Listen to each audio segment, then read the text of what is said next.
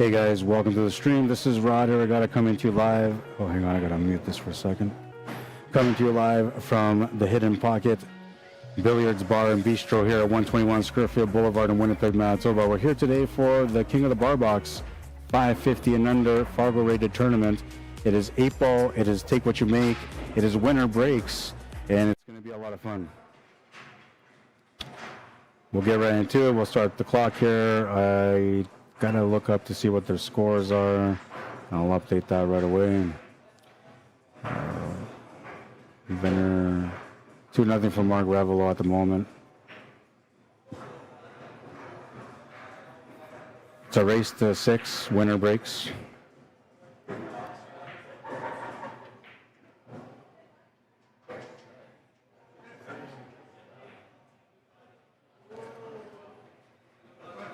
This is VENER ARJONAS at the table. He's going to miss that shot. He got up to where he wanted to get to, but he didn't make the shot, so the table turns over to Mark.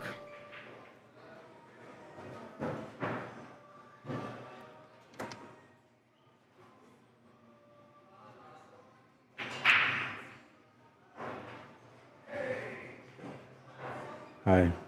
If I'm in the way or you need something, just let me know. No, I'm just looking. Is this yours? That's my case, yeah. Why, somebody's missing theirs? Yeah, she forgot it here yesterday. I'm not sure where someone would have put it. Office is more than likely where they would put it, and behind the door usually, as soon as you open the door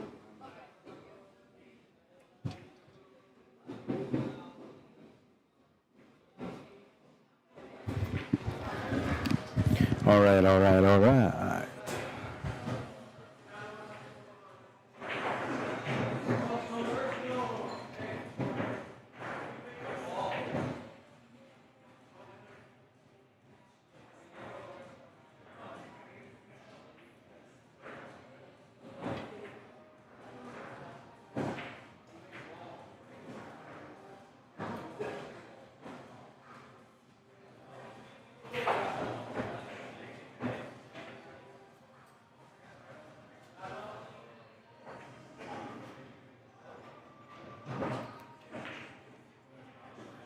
All right, so he's stripes, and he doesn't really have much here except for like a really tough combo, which won't really help him a lot.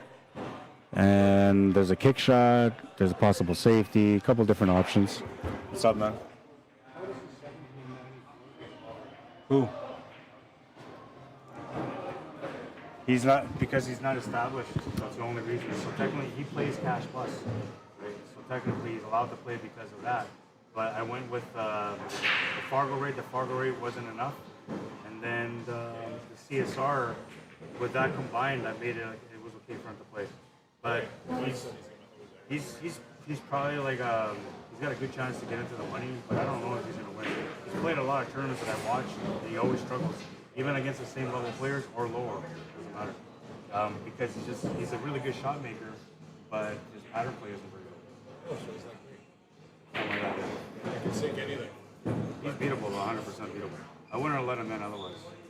There was another guy too that tried to get in just now, actually. He was 1795. So I was like, sorry man, because his FARGO was only like 50 games in.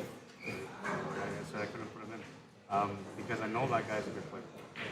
So that's the difference between most people is that, like, I know these guys for years now, so I know what caliber each player is. I know the strengths and the weaknesses. So when I have these tournaments, like, I know which they're going to. No, I know you're not. I do look at all those little details. So I do. And if he happens to end up winning this tournament, he'll never hit a ton of these again. That's just the way it goes.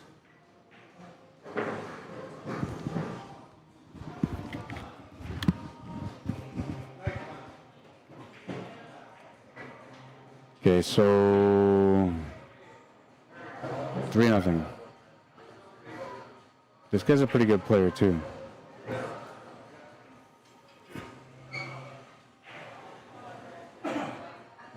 All right, we're moving into rack number 4. Big break from Mark REVELO.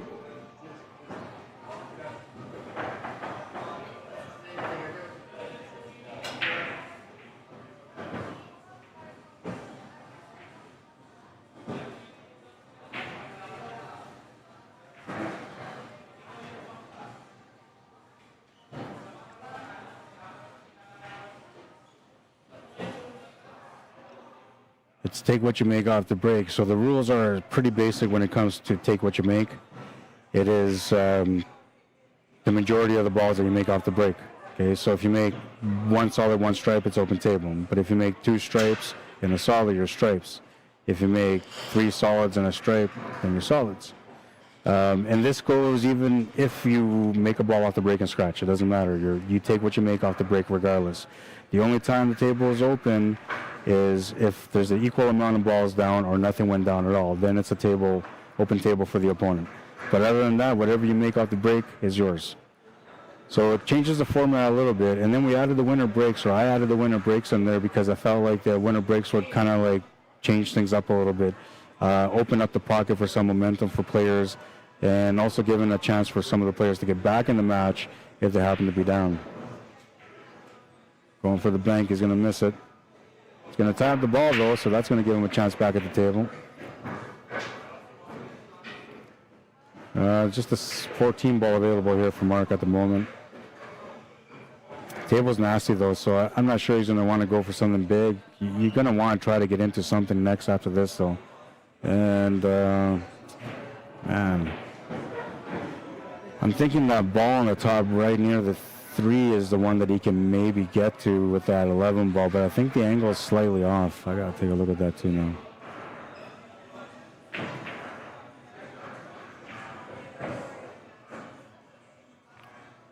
So here's the line, the contact point to the cue ball or to the object ball. The object ball is going this way, right? So then that means that technically, like, he's only going to be limited to be able to come off that rail like at this angle, which doesn't really help him a lot.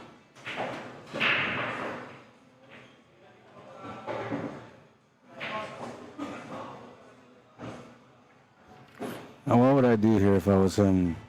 So I like taking this shot to the side. Okay, we take the shot to the side. Take the shot, I don't know, it doesn't like, you can take the shot to the side and then, why is it not letting me do this? Oh, I got it. So he's going to shoot anyway, but what I was looking at is making this shot and then taking this angle to open that up. That might have worked out.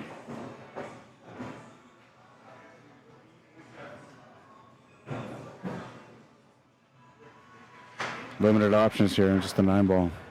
I guess he can try to cut the 11 to the side still, but the 9 ball is the shot he's going to go for.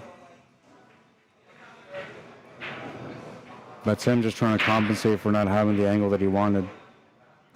Forced the shot and missed it because of it. So VENER with a nice chance. He's got a couple of pockets that he's blocking at the moment. Still needs to get to that saw that he just went by. The one being next to the April like it is going to be a problem, so he has to try to find a way to break it out. And he's got to break it out when he has an opportunity to shoot at something else afterwards, because the breakout is not guaranteed to give him a shot. Now, if he was playing safety there, that's a great shot, but he was playing the shot to make it.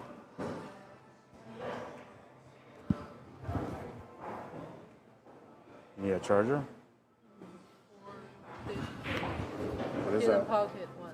It's a not Type C, that iPhone charger. Oh, iPhone. I don't have iPhone.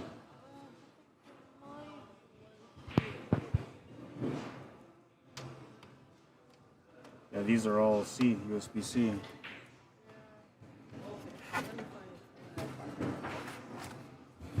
I might have one in the car. If you don't find one, let me know. I'll find one in the car. All right. Yeah.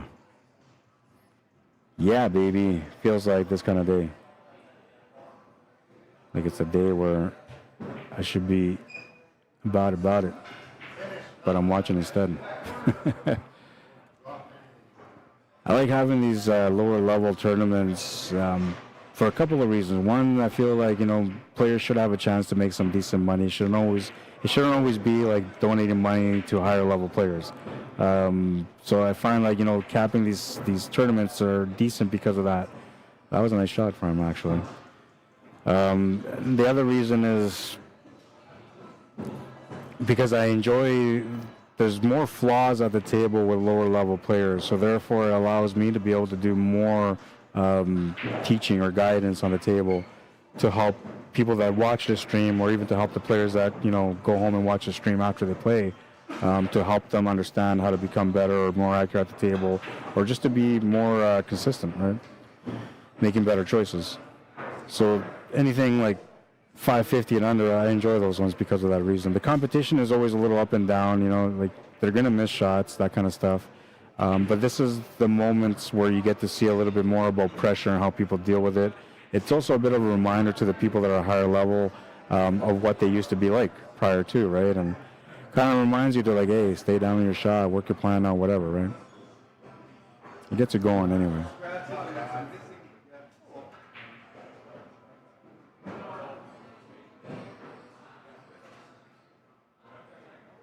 It's got a decent table here now. Just has to get onto the 1 ball after this 5. Chance to get on the board. Couple of matches are flying by already. 1 pending.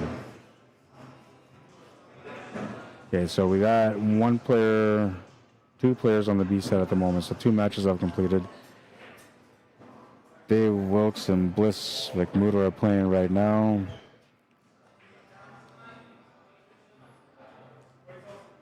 Dan Anderson and Jonathan Packetang, that's coming up next. Brady Sage waiting for an opponent. One of his opponents is on the hill, the other one's trying to get there. Kevin Tolles plays the winner of these 2 players on a TV table. Joseph Tamayo playing against Rodel Renoir. They're at 0-0. Match has started. Jonathan McKinney, Dennis Baptiste, they're at 0-0. That match has started, second round matchup. Jeff Evangelista waiting for Curtis Chaborak or Chris Tom. Curtis Chaborak up 4-2 right now. Jay Doe waiting for the winner of Patrick Vajarlis and Blake Lamarand. And that match is at 0-0.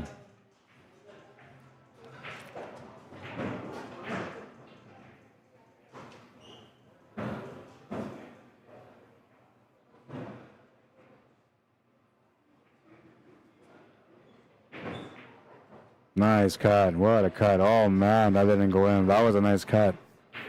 Damn.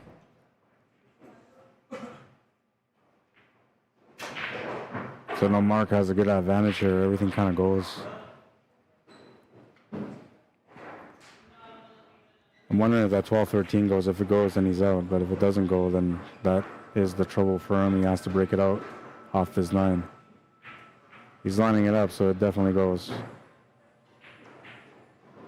Even thought about the fact that, he's going to have to have a follow-up shot, so he hit a little bit firmer to get something onto that 12 ball, but he's not comfortable with the shot that he has. One of the reasons is because, well, it's tough, but the second one is because that 8 ball sitting over the pocket, so adds a little bit of pressure. Doesn't want to let his opponent back in, but he's going to make a fine shot to the corner. That's going to calm things down, and now just a 9 ball and 8 ball remaining for him to take a 4-game lead in this matchup.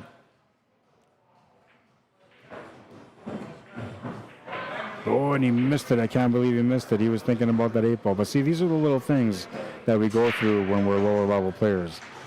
The little pressure, the little background thoughts, and slight body movement changes the shot immediately.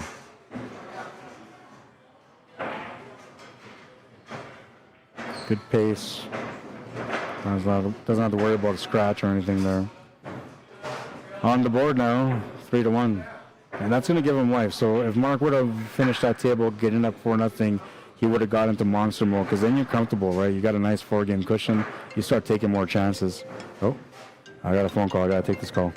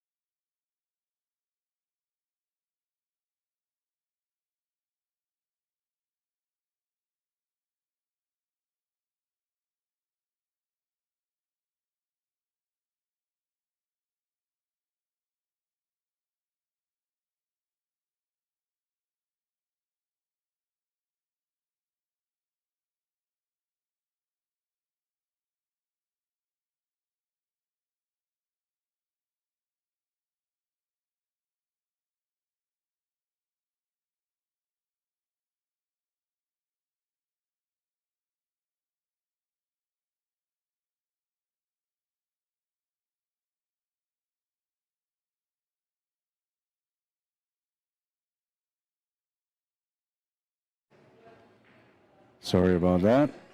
Had to take a phone call. An old friend reaching out to me through another friend. Okay, so I have the score at 3-1. What's the score then?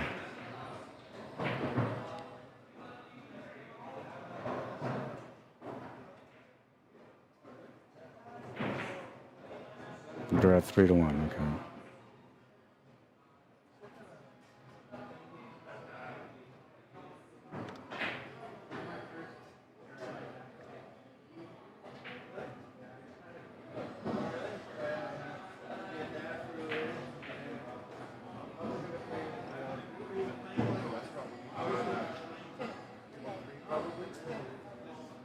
I'll get my cue out and I'll go over there.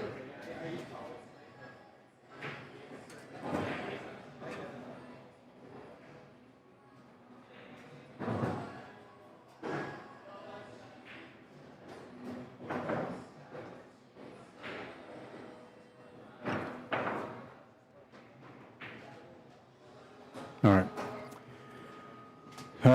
Let's see, where am I at here? Mark at the table. Judging by the setup here, he's got to be solids.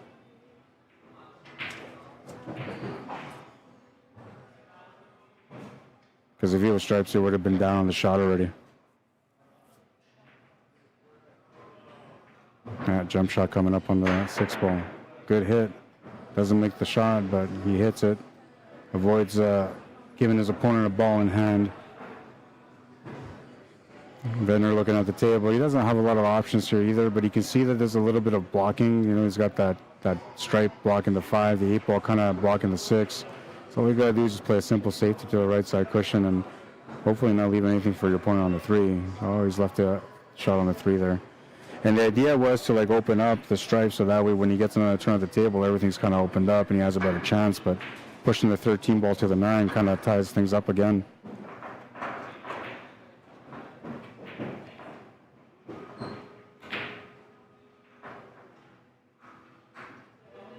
Missed the bank, and he's going to leave an opportunity here for that combo, which I don't think it goes, but if there's enough of a gap in between the 13 and 9, then maybe. You can always break it out with that 15 ball. Natural 2 rail to get into those 2 stripes. Yeah, that was the idea. Kind of played it as a 2-way and not bad.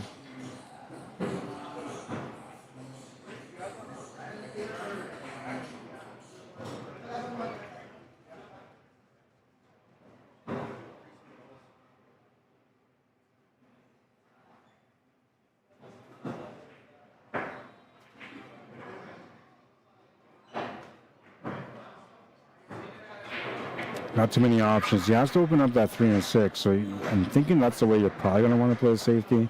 But I'm not sure how he looks at the table from where he's at. So what I'm looking at is like you just, you kind of just skim off this ball here. Keyboard goes back up and then back down a little bit. Oh, he almost made the 8 ball. A bit too risky.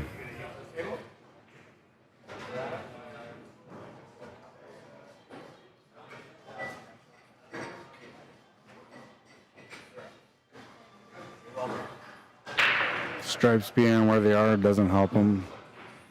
You can do a little skim shot off the 11 ball or 13, I think it is, and then come off the cushion and back behind them. That's probably the best option, but I'm not sure if he's going to recognize that.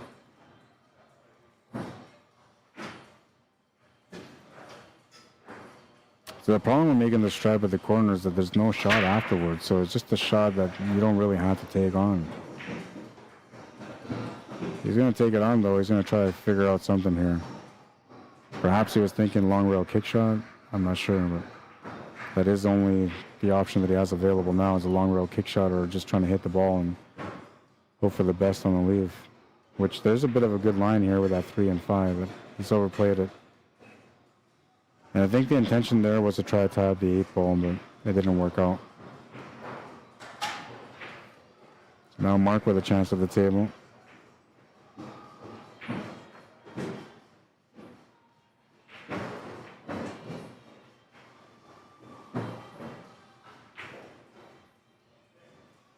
check up on the draw, make sure there's no pending matches to approve.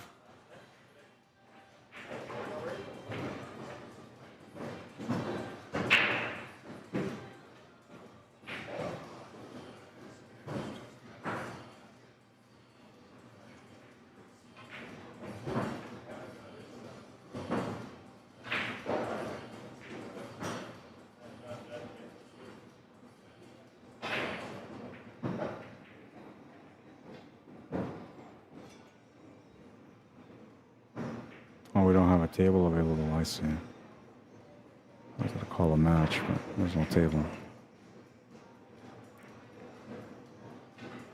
All right, so the moment of truth here on this one, off angle for the bank. 3 bank side might be easier. Natural line for that almost. Safety is another option too.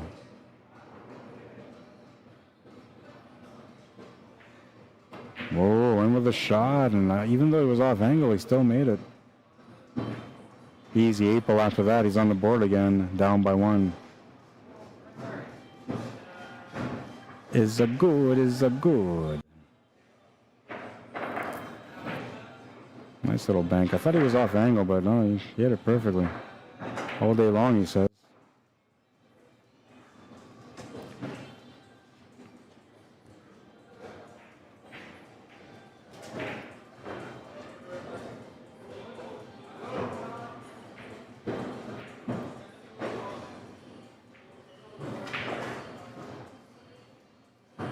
It's a battle now.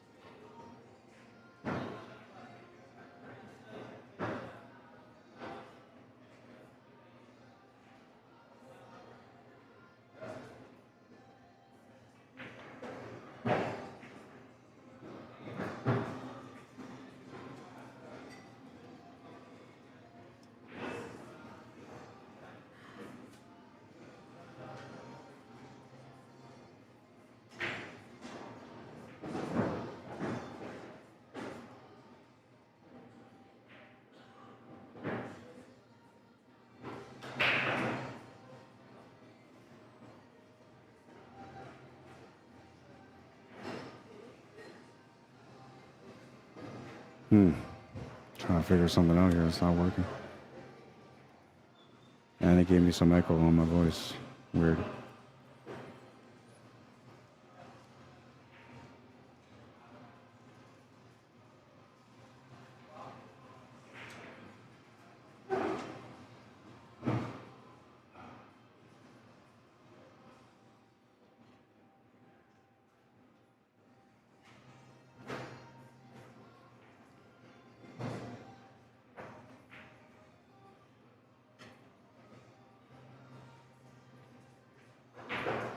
Good pace. He's trying to hold shape for that stripe, but it's going to go a bit too far.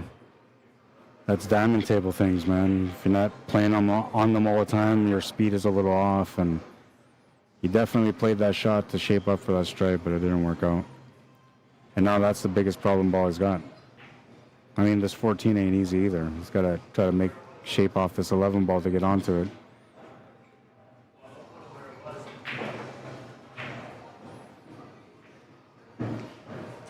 He's a banker, though, so perhaps he was trying to set up like that. No. He's going to call the tough shot on the top right.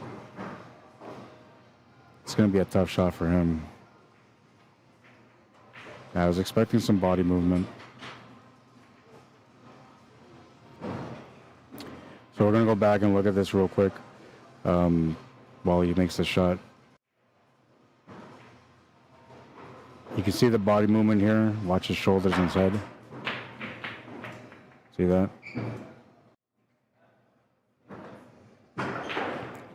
The reason why I bring that shot up is because two reasons. I want him to be able to see the body movement himself when he goes back to watch the stream. And the other thing is to help people like understand that when you're not sure about something on the table, when there's a little bit of doubt, and it can be anything. It can be the angle of the shot, it could be the spin of the shot, the speed of the shot. If something like that is not 100% in your mind, you're going to have body movement. Just like pressure. Pressure comes from players not knowing what they're doing next or not 100% sure on what they're shooting at the moment. That's what builds up the pressure, right? If you knew all the systems and you knew how to play pool, like, you know, like the back of your hand type thing, blindfolded, then you wouldn't have that issue. Every time you come up to the table, you wouldn't feel pressure. You wouldn't have body movement because all the knowledge that you have, the skills that you've gained over the years, all come together. You're assured about every shot that you're taking at the table, and therefore you don't feel the pressure. And the body movement is very minimal. The only times you're going to see body movement from a player that's at that caliber is usually when they're doing something with a lot of crazy spin, and it involves a couple of other factors in there, like you're trying to break out a ball or you're trying to go off a couple of rails to get back perfectly to another ball. That's when you're going to see the pressure come in on higher level players, but you don't see it too often. And a lot of times they recognize the pressure and they tend to like walk around the table a little bit more, go grab a drink or whatever. They calm themselves down, understanding that they're in that mental pocket where you don't want to be in, which is the pressure, right? The unknown. That's really what it should be considered as, is the unknown.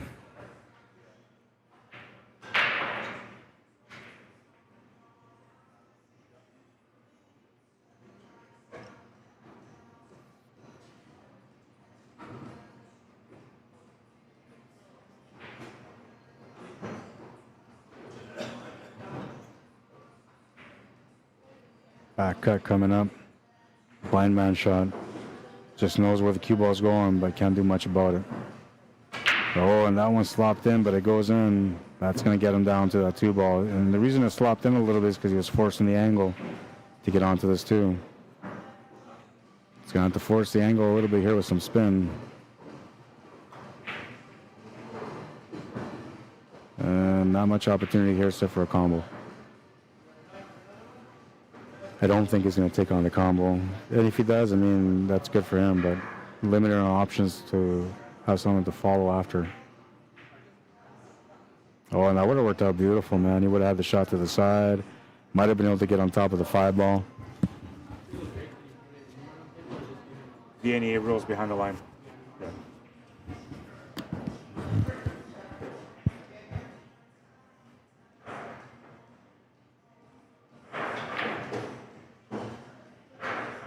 All right, so we got some people walking around. That means there's got to be matches available and tables available. Blake Lamarand and Jay Doyle are now engaging on table 8. Jonathan McKinney and Dennis Baptiste are on table 9. Joseph Tamayo and Rodel Renault on table 10. Kevin's still waiting for an opponent. Dan Anderson and Jonathan Packetang are working now, are playing. Cicero, Stagg, and Brady Sage is coming up next. Basically, the way it's going to go is whatever table opens up next, I'm going to slap them on the TV table to try to keep the stream going throughout the day. We have, let's see, 1, 2, 3 players, 4 players on the B side at the moment. 4 players that are looking to survive or looking to get eliminated, depending on how they play.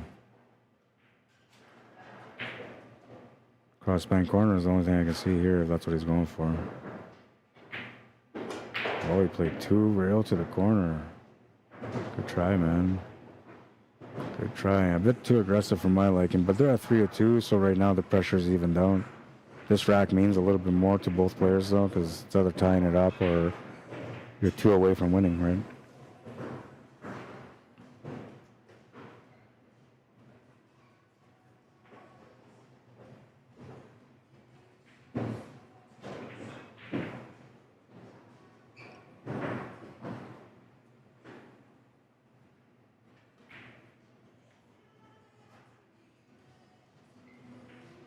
Doesn't like the angle that he has on this 5 ball. Yeah, so that's the only other option he's got is to try to like jack up, draw it back, or to force it through. Which personally, I would have just forced it through, but he went for the draw back shot, comes up short, turns the table over to Venner, and Venner's going to have a look at this 10 ball. If he's got it, he's good to go. He's calling it.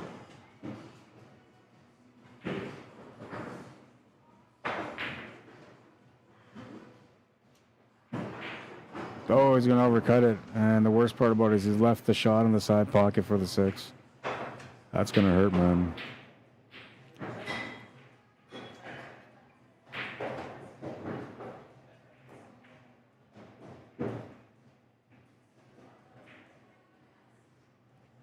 That should have been maybe a little bit easier on him, but he still has a shot. It's just not ideal for what he could have got out of it. He's happy to make it though, and he's on the board again, 4-2. Race to 6. Winner breaks, so he'll be breaking next.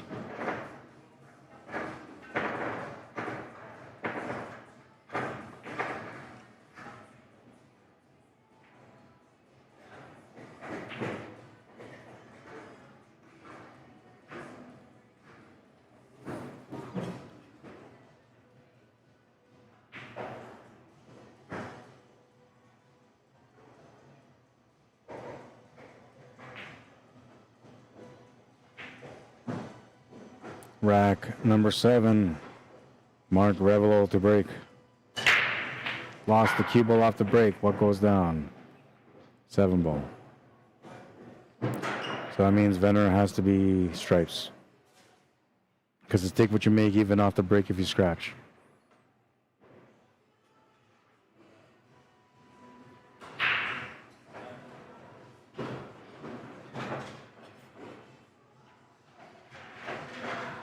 Checking to see if it's past the line. His opponent is saying it's good, so he can go ahead and shoot.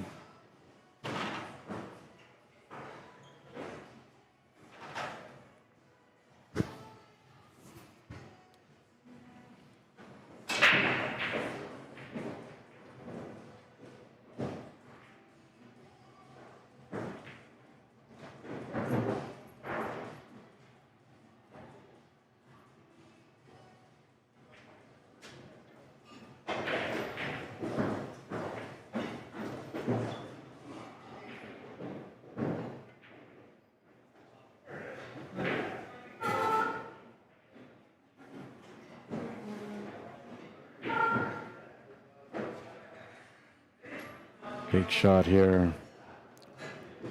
It's a good one though. He's got the shot to the side now. He still has to figure out the finish. So I kind of, if you have the 11 ball here, I would take the 11 ball instead of the shot to the side, because the 11 ball will give me the shape to the side again. Plus, there's a small chance that you might be able to set up for one of the 2 stripes in the top left corner. Looks like that's what he's planning to do, but he's set up a back cutter. Unless he's thinking about doing a straight combo on this. Combo's tough to do. I don't think the ball goes straight to the pocket. He's taking a look at that 12 ball to see if it goes to the pocket, but I don't think it does.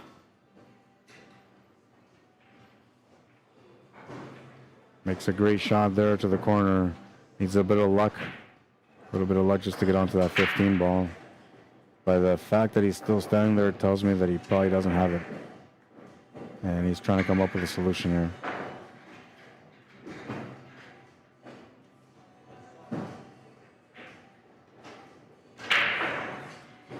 Not bad.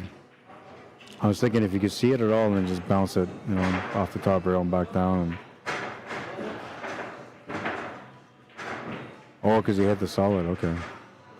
I didn't see that. So Mark with a chance to get on the hill now.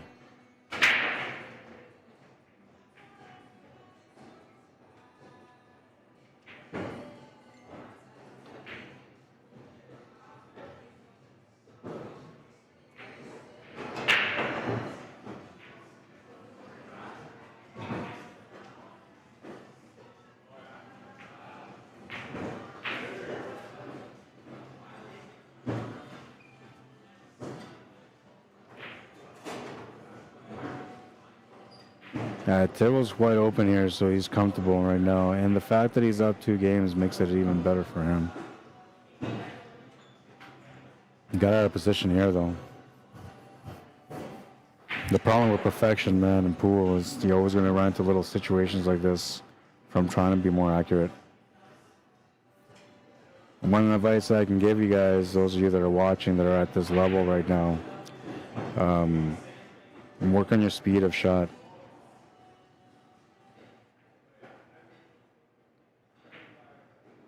The speed is the key to most of the shots. The speed changes when you apply little things like extra cut, extra angle, or spins, you know. The speed will always change when those shots come up, but generally, most shots have a certain speed that will be more beneficial to the player when they're shooting the ball to the pocket, meaning that there's a higher chance that the ball will go in. So there's different things you can do for it. I like to do drills that control the speed of the cue ball, and mainly what I do is I put a ball over the top right corner, for example, cue ball on the line, on the string of the break line.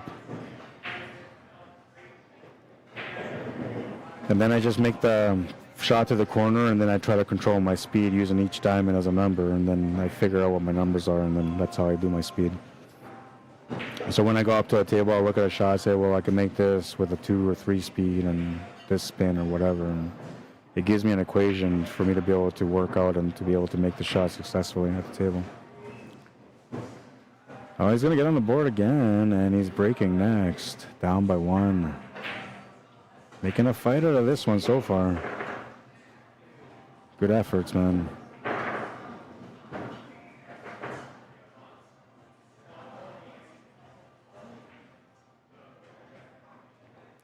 Little breather, it looks like.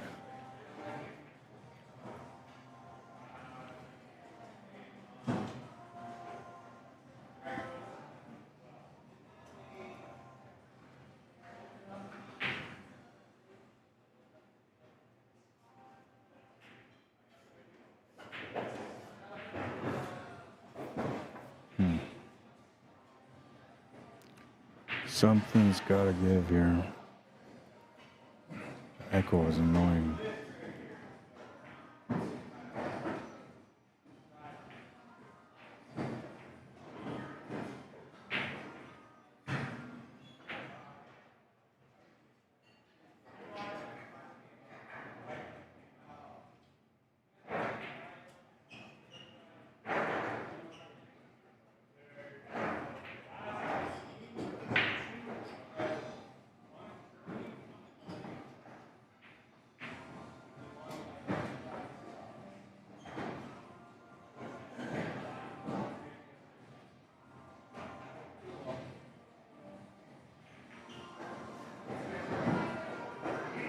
Trying to figure something out here.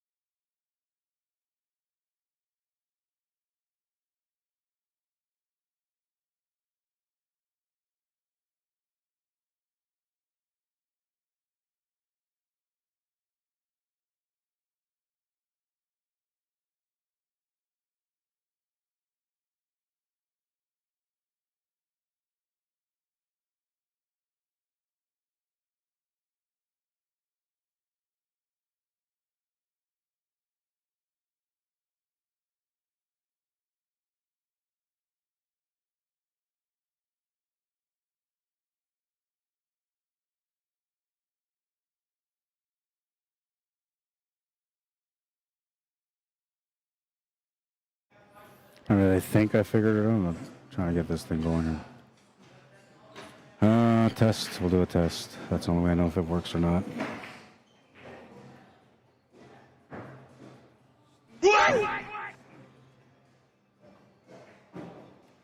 Yeah, it definitely works.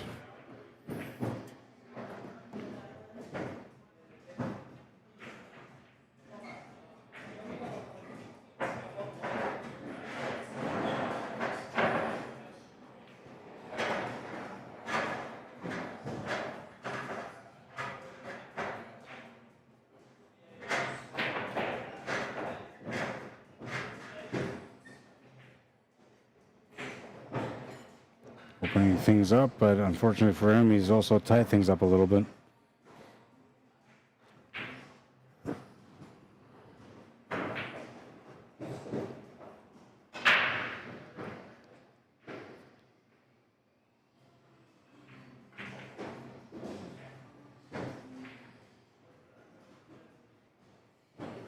I gotta step away for a second. I'll be right back.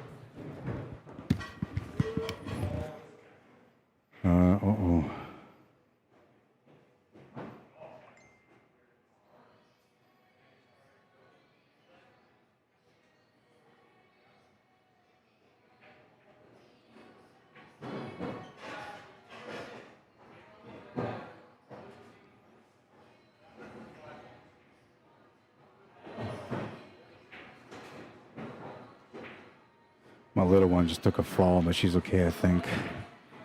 Newborn. No, I don't know if she's a newborn anymore. She's 8 months old now, so technically, like, she should go out there and get a job already, but she's still considered a newborn, I think. Yeah, she just fell and got hurt. Hopefully everything's okay. If not, then I'm going to get a message, and I'm probably going to have to leave. Oh my gosh, she's playing with my CD cases. She's a little troublemaker, my baby, you know. I don't know. She's going to give me a lot of headaches growing up. I just see it. What's the score here between these guys now? 4-4. Oh, so we got a nice match here now. 4-4, and this is an important round because whoever wins this one's going to get on the hill first. And they have a chance to break for the match right after because of the winner breaks format.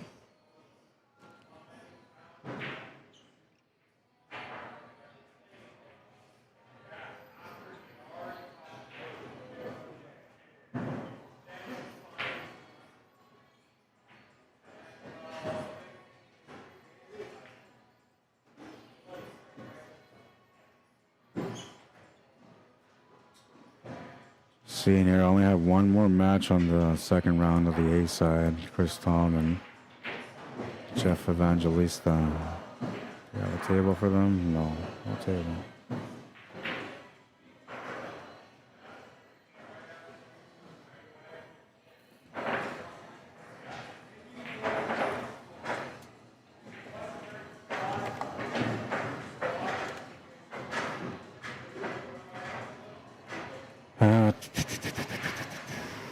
Yeah, I don't have any other matches there, just that one. And the B side, we're still waiting for opponents, so yeah.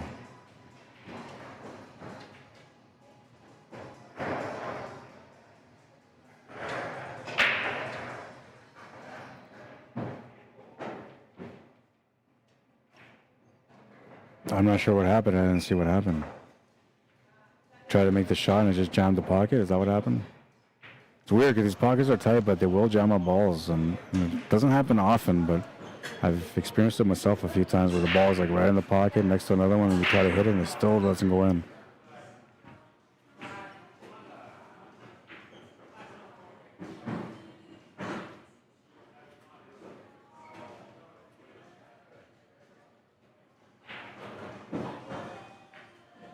Oh, that's always a problem with that shot, is it's going to clip the horn of the side pocket. Looks like it clipped it almost perfectly, but I think he still has a shot.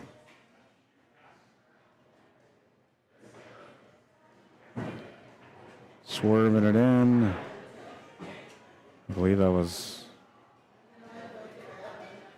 that a foul? I thought he hit his stripe first, but I don't know. Let's see. Pretty sure he hit the stripe first as he nicked that other ball into the pocket. That was a 2-ball, I believe, that he just made.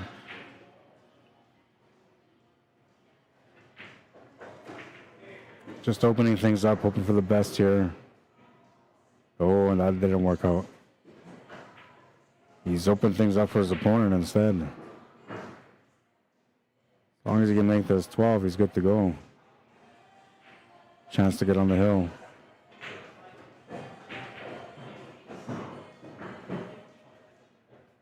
Just looking for a window. Oh, man. Had he not hit that 3-ball, he may not have gotten that window, but he's perfect. The only problem here is that he's shooting over the ball a little bit. He's got to get shape on the 8-ball, but as far as making the shot, he's got a high probability of making it. It's the shape that matters now.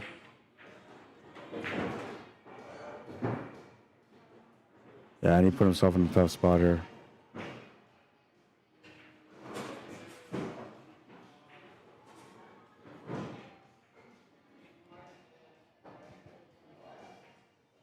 I wonder what the score is between Dave and Bliss.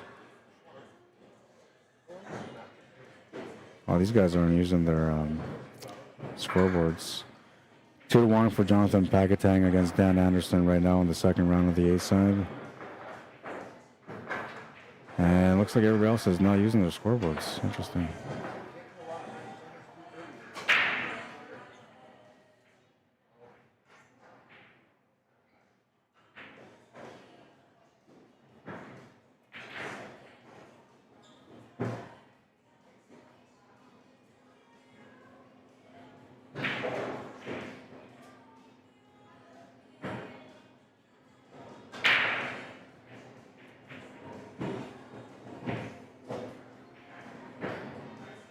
Lucky break here for Mark. Still has to finish the table though. As long as the pace is good, he's good, and that pace is perfect.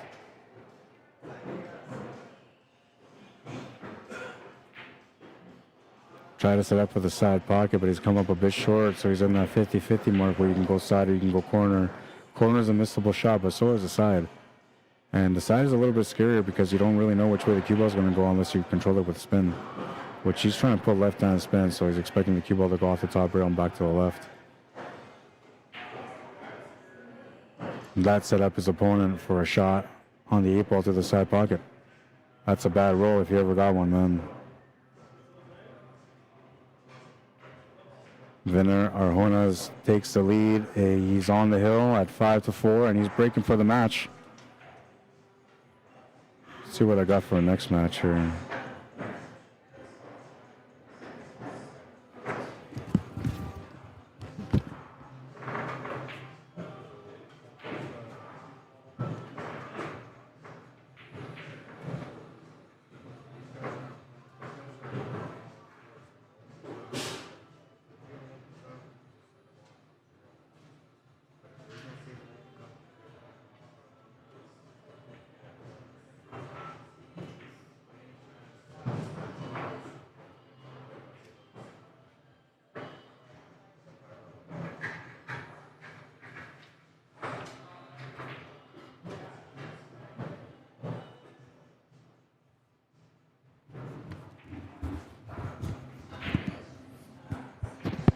All right.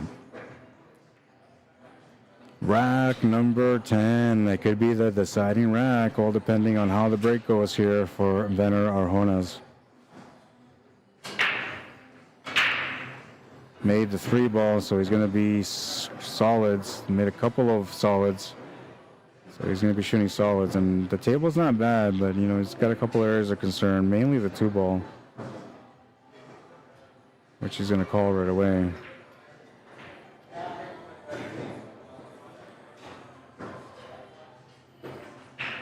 4-ball is out in the open, but it's a shot that you had to be pretty precise on the shape. So I'm not sure he's going to be able to get it here off the 5. He could get it if he landed the cue ball straight on the 13, but then he would have an angle that runs into the 9-ball and changes it will change the cue ball speed and angle on the shot. The best thing for him is for that ball not to go in, and that worked out okay. He might have been thinking to himself, like, I just make this ball and I'm going to run out, but that table wasn't going to be easy. Having the 7 down in the bottom pocket, that would have helped, but even then, like, no guarantee. So that might have been a good thing here that happened with the 5-ball. A little bit of pressure here on Mark Revelo's game because he knows that he's got his back against the wall now and he has to respond with a win. Good news is that if he ends up winning this rack, he's going to break for the match. Bad news is if he doesn't win this match, it's over.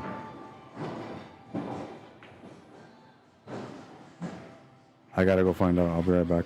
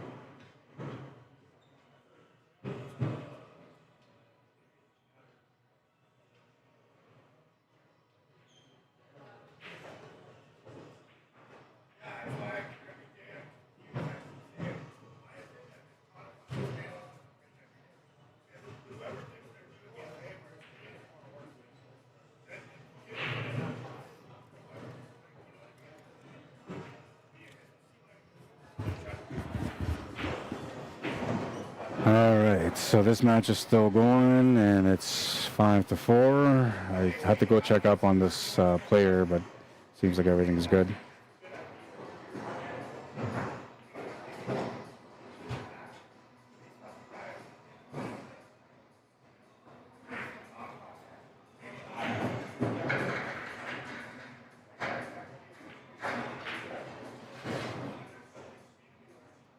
He's a decent player, Mark. He just has to work a little bit more on his pattern play. I think that's one of the biggest things. Then after that, like, you have to work on speed and spin. He's already somewhat familiar with spin, but he doesn't have the advanced knowledge yet. And his pattern play, like, it's not a constructed pattern play where, like, a player's playing shot to shot, knowing exactly what they're doing. It's kind of like he has an idea what he wants to do, but then the table changes, so he has to do something different. And so, like, the pattern play isn't clean yet. He's got pretty good response to whatever happens at the table, but he needs to clean up that game just a little bit. Main things that are going to help him, though, is speed and spin control.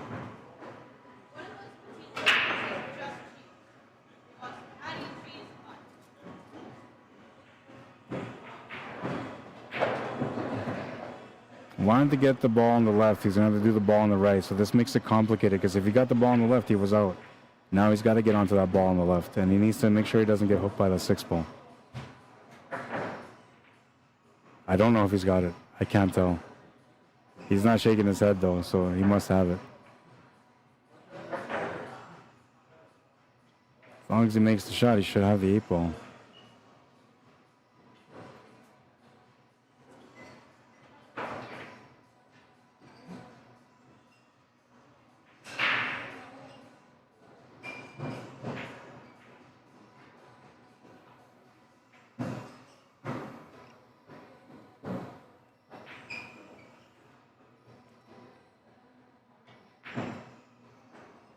Forced the shot a little bit there. He's lucky that ball went in. Just 2 balls remaining for him to be able to get out and to win the match.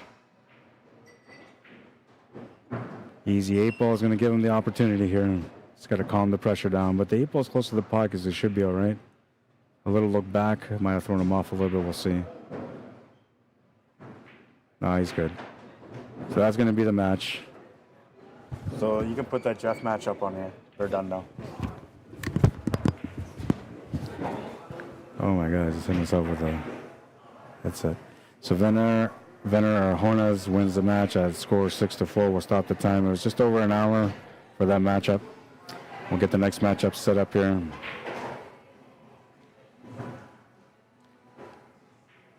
And this one is a match between Chris Tom and Jeff Evangelista.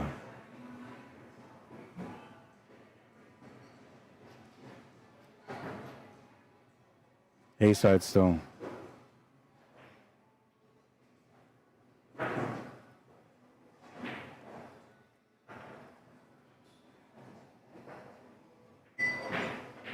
We'll set the score too. We do have some events that are coming up. If you guys are looking to get into the game here in Winnipeg or in Manitoba, we got a few events coming up. We'll start off with this one here. It's the 5th annual Wally McLean Memorial 8-Ball Tournament, running from November 14th to the 16th, so next weekend, 2025, at Sonic's Bar and Grill. It's a 25-game format, race to 13. It's by wins, so kind of like BCA, where you play not points but wins. 5 players per team, 32 teams max. They're currently at 22, so only 10 spots remaining. $300 entry per team, max 2 masters per team, and there's a handicap system in place, which those of you that are local will know about it. 11 to 15 points, a 4-game spot. 10 points or less is a 7-game spot. No roster changes after the first match starts, and $5,000 added. They're also doing things for mental health awareness, so there's fundraising through Q raffles and such, 50-50s. It's going to be a great event. It's been a great event every year, so I'm sure you're going to enjoy this one as well. Coming up on Tuesday, November 11th, we have the Andrew Thomas Memorial Tournament. It's a 10 a.m. start, staggered entries, small handicap as well. You can find the information on my Facebook page if you guys want to look at the details. You can message me if you're interested in playing, and I can explain what the rules are. There's $1,000 added to the event. It's going to be fun, and it's on November 11th, Remembrance Day, so a lot of people aren't going to be working. Let me know if you guys want to play.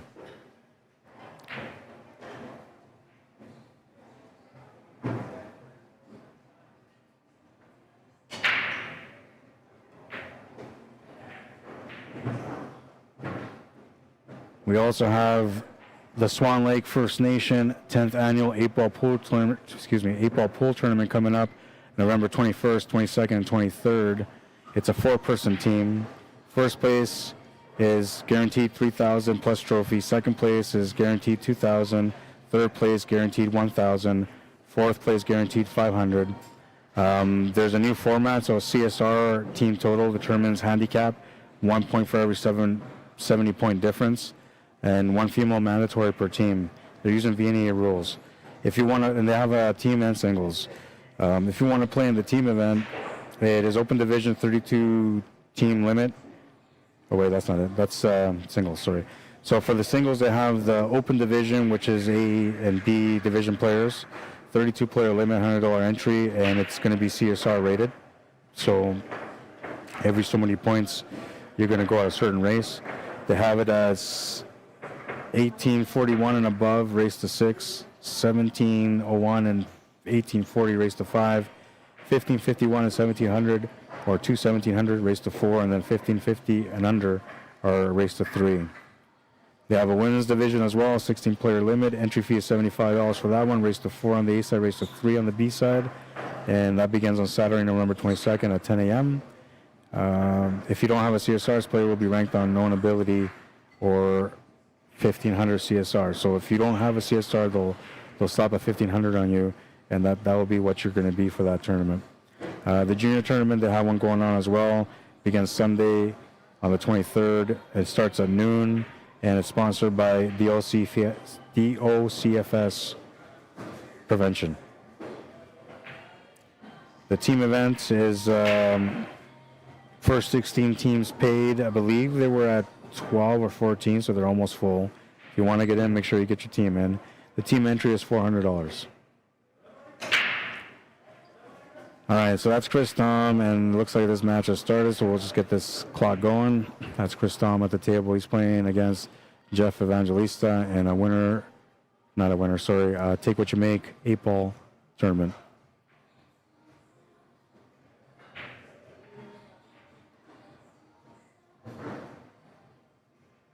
And of course, we got the King of the Barbox here today. I do have plans to make another King of the Hill, which will be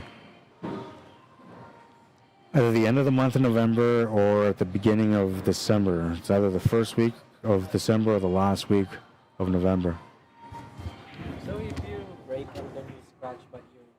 Whatever you make off the break is yours. Yeah. Unless there's an even number of balls down, then it's open table.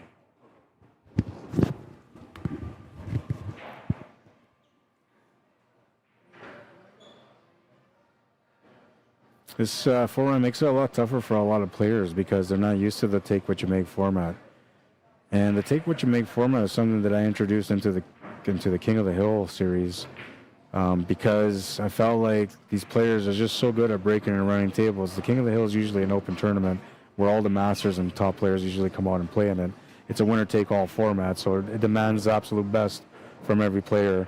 And with only one player walking out with all the money, it makes it a little bit more stressful for every player at the table. But even then, when we played 8-Ball, these guys just break and run patterns like nothing because, I mean, that's all they've been doing for all their years. So they're really experienced at it.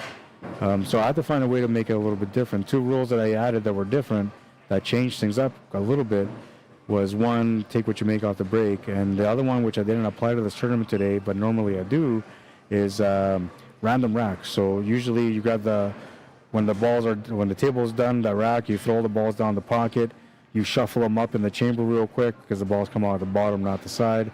So you shuffle them real quick, you throw them in the rack, and then you get 2 moves, which is one to make sure there's a solid and stripe at each end and the back corners, and then to make sure that the 8-ball's in the middle. That's it. That's the only moves you get. And then from there, it's take what you make. So that makes it extremely hard for the higher level players. And I felt like that was too much for the 550 and under. So that's why I left it at just take what you make. And we'll see the feedback from these guys, see if they enjoyed the format or if it was tough on them or whatever. I'm hoping to hear that it was tough on them, because to me, that's means that the work that I put in place worked. It wasn't supposed to be easy. It was supposed to be hard. But I would like to hear, that they enjoyed it too, because that tells me that the format was something entertaining that they would like to play maybe sometime again in the future. So a little bit of everything going on here in this tournament, trying to figure it out as we go along. But the format is not a new format. It's an old format that I've used a couple of times already through the King of the Hill.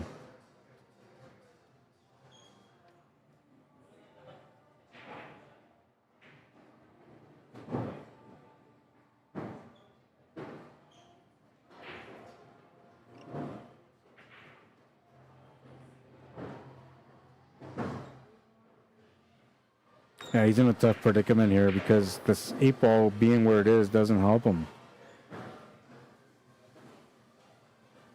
3-ball being where it is doesn't help him either. Nor does the 6-ball shot that he's taking on right now. Trying to force a situation here, see if he can make something happen. Looking for the one bank corner. If he can make it follow through, he might get onto the 8-ball. Likely 8-ball to the bottom left corner, if anything. But he's hoping to make this bank clean without moving anything on that pack and following through.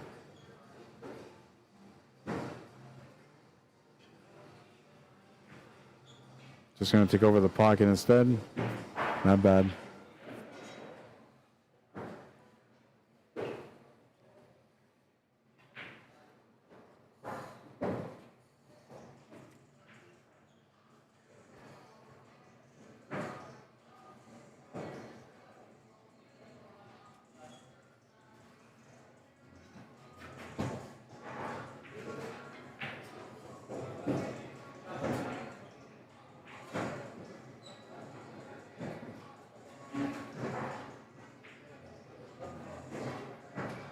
Is he playing a billiard carom shot?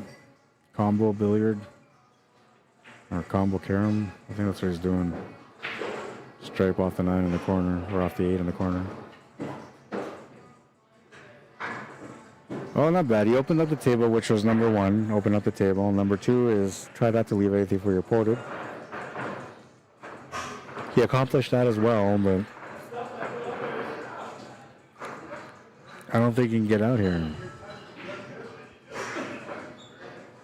You can see it. I don't know. I don't think you can. I don't know. I've seen people make these kind of banks, so you might try the bank side. Oh, and he nailed it. Nice shot. But now he's got to come up with a jump shot, man, because he's got nothing on the 8-ball. Either that or a really nice kick. If you know your diamond system, then you might be good here. This is pretty, man. Made it look easy, too, man. Very nice shot.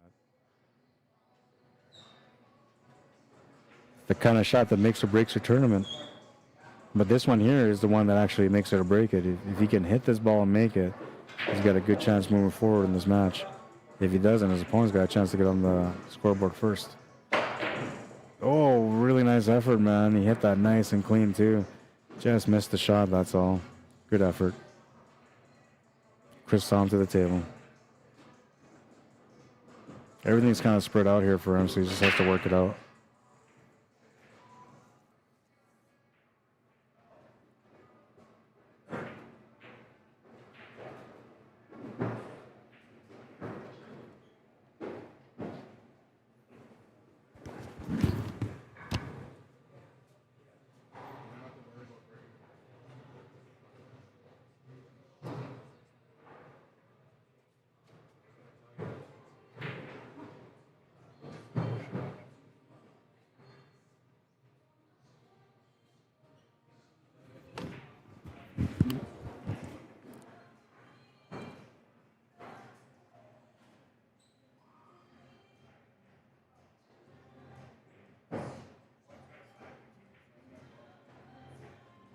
Just needs a good bounce here off the bottom rail. It's not bad. It's got a complementary angle for the shape on the 8 ball if he makes this to the top right corner. So that's the pocket he's going to pick. You either cut this with some cut or you cut it with some spin. Looks like he's doing a little bit of both.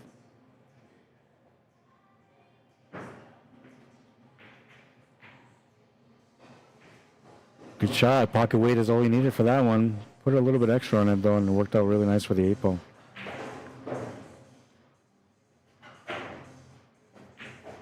Chris Tom striking first in this match. 1-0. Race to 6. Winner breaks. He'll be breaking next.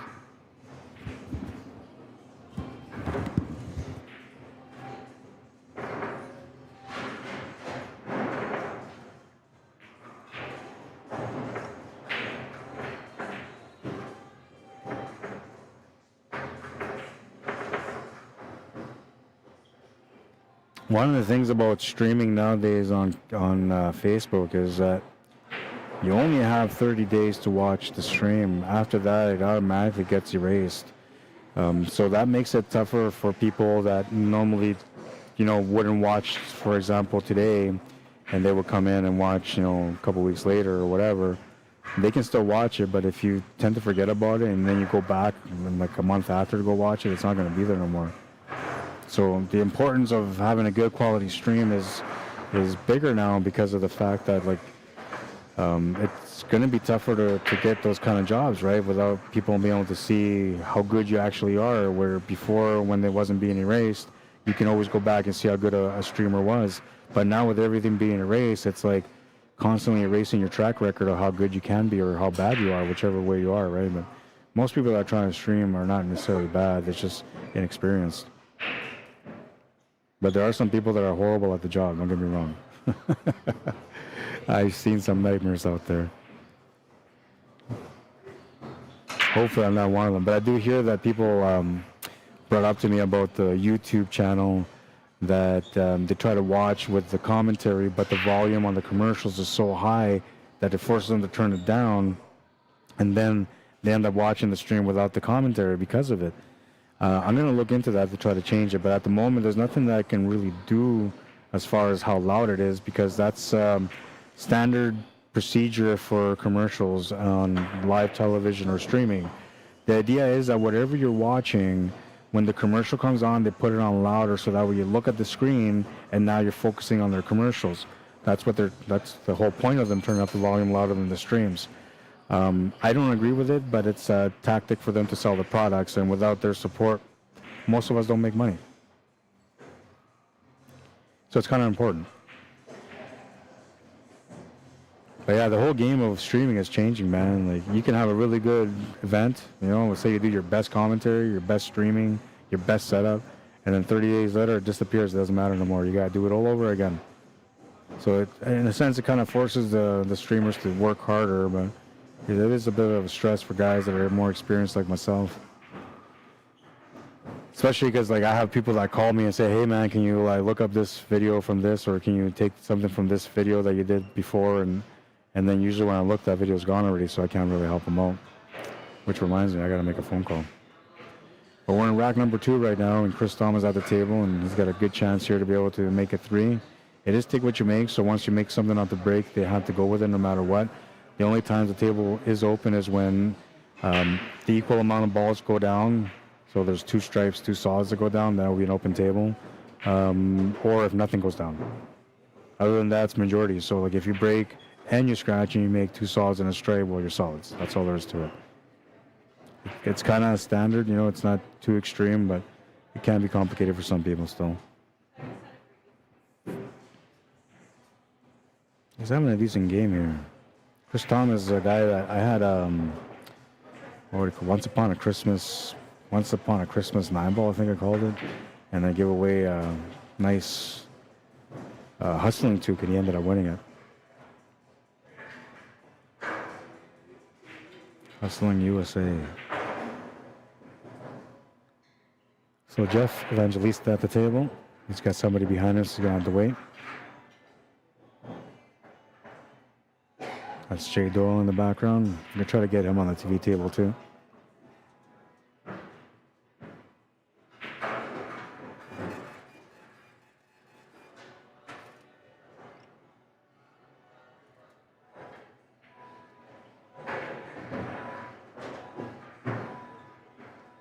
Mr. Vincent G, how you doing on YouTube?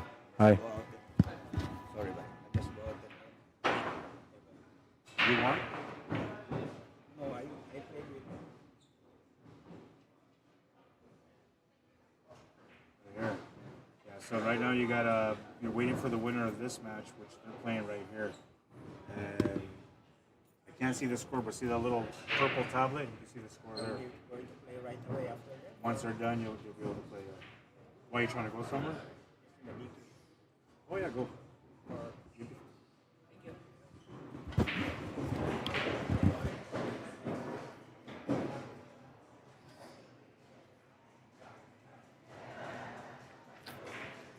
All right, so Jay's playing Blake Lamoran, scores 0-0 on that one, fresh match. Chris Tom and Jeff, which is our TV table matchup, 1-0. Jonathan McKinney, Dennis Baptiste. I can't tell what the score is, but they're right beside me here. Joseph Tamayo won his match against Rodel Renoa. He's waiting for the winner of Jonathan McKinney and Dennis Baptiste. VENER Arjonas playing against Kevin Tolles. Cicero Stagg against Brady Sage. Brady's up 4-1 on that one. Dan Anderson and Jonathan Pakatang. Dan is down 2-3, so he's down by 1. The winner of that plays against Bliss. And Bliss and Dave are done. And then on the B side, do we got any matches? Oh, yes, we got Patrick DeJarvis, Dave Wilkes. That's a matchup. Mark Revelo, Rodel Renoa. They're playing now. And the other players are waiting for an opponent.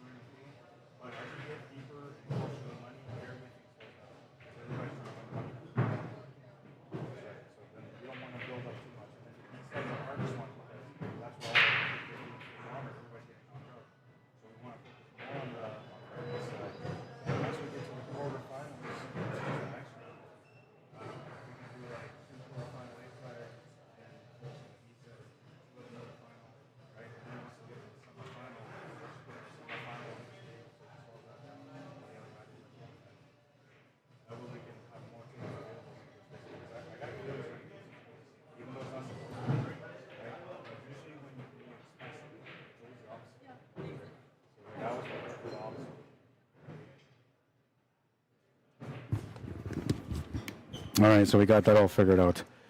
Got another match going on right now. That Dennis and Jonathan McKinney matchup is at 4-4, so they're in a crucial matchup right now. You can watch that on Hidden Pocket YouTube channel.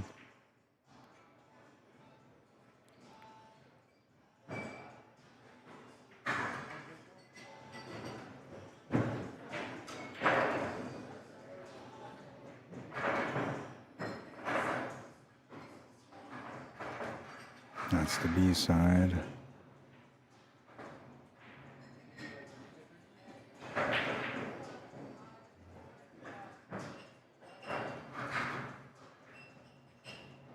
Two nothing for Tom on this one. Or Chris Tom, I should say.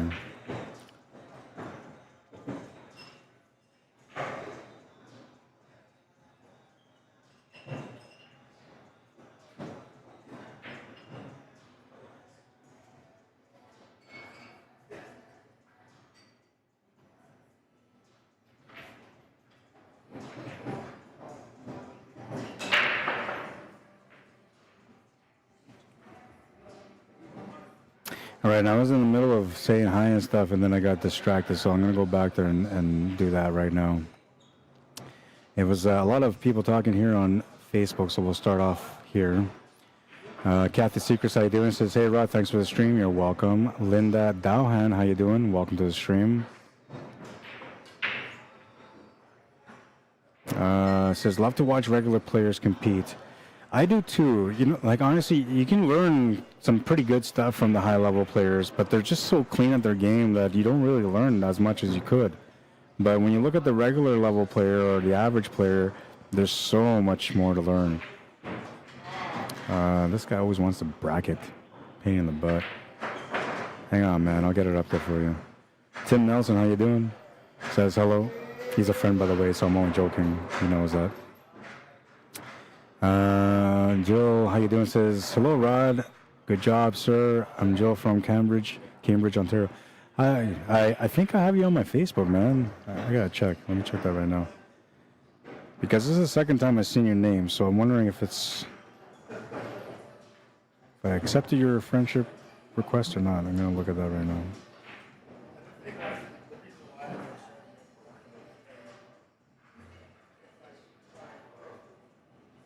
Oh, I think I accepted it already. Yeah. I take some time to like process things, right? So like sometimes I just don't I don't just accept somebody's friend request on Facebook until I can see if there's any activity in their account. You know, if you're posting every day, then I know you're a real person. So like I'm gonna accept that. If you're posting like things, including the stream that you're watching, then I kind of know that you're a real person too. So usually, yeah, I'm pretty good at accepting, but I go through a process of, you know, trying to figure out who's who and who's legit and not. Terry Beardy, yes, absolutely, man. I'll put it up there right away, too. It was Mike McKinney that was bothering me, not Terry. Hi, Lila says, oh, yeah, everybody's asking for it.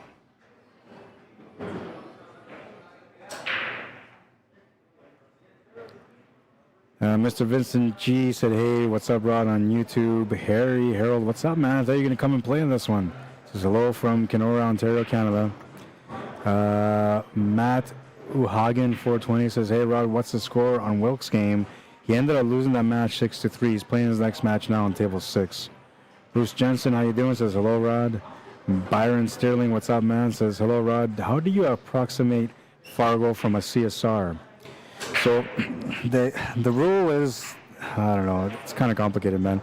But the rule says that, you know, if you're going to do Fargo rate on a CSR, you deduct $1,200. So that's the way they say. But I think it's more about between $1,220 and $1,240. So like $1,250 is more fair, I find. I'll give you an example. Like, I don't know, because I'm a pretty true player. I don't really mess around with my numbers. I don't really like sandbag or anything either. But it used to be an 1850 CSR, or sorry, yeah, 1850 CSR, and at the same time I was a 600 Fargo. So the 1250 is roughly the number, but since then I've dropped down to an 1820 or something like that, 1830, and I'm still a 600. So that tells me that it's like a 20 to 30 point margin of error there. You don't want to go 1200. You don't want to go 1250. So I'll go like 1225. Like that's probably a happy medium. So if you take somebody that's 500 CSR, you put 1225 on top of that, it makes them 1725. Sorry, 17. A 525 Fargo, that will put them at 1800. Did I make that right? My math is all over the place right now. Okay, so 550 at 1225. Yeah, 1280. No, that's not wrong. That's not right.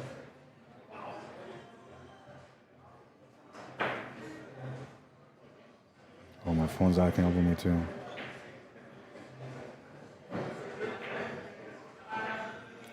Yeah, so 1775, that's what it would be, just under 1800.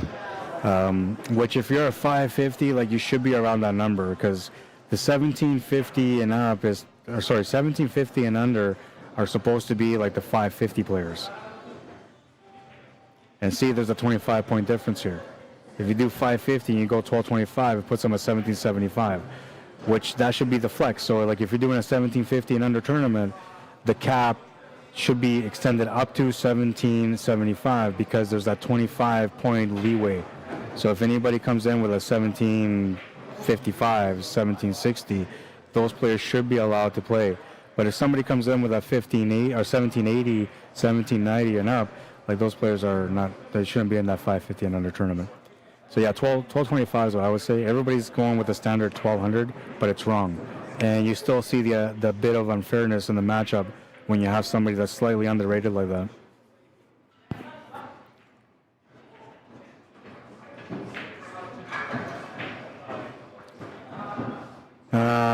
Brian says, I have a 1600 CSR, so I would fit into this tourney. Yeah, technically, because you would take the 1250 off, right? So let's see, 1600. You take the 1225 off, because that's what I said it would be. That puts you at 375 Fargo. So you're between a 375 Fargo and a 400 Fargo. That's where you should be roughly around to start. If you don't have a Fargo rate and you're just starting to get Fargo rate built up, you have a chance to make that a lot higher because you start off good, so the Fargo rate kind of boosts you up. But as time progresses and the robustness in your Fargo rate increases, then that's going to lower down your Fargo rate and it's going to calibrate you at a decent number. So for me, like 601, that's what I'm at right now. That's roughly about my number. When I'm playing solid, I'm playing about 700. And when I'm playing my average game, I'm about a 600. And if I'm playing like my true game, like my knowledge all out, then I'm playing usually, like an 800 because like I don't really miss and I figure out the table really easily. But those days don't come all the time unless you practice hard, which I haven't been doing. Vinny says, I'm a 550 CSR, so I don't stand a chance. You could have got in, so 550, I don't know what your Fargo, what's your CSR, man, Vinny? I'm going to check out your Fargo right now.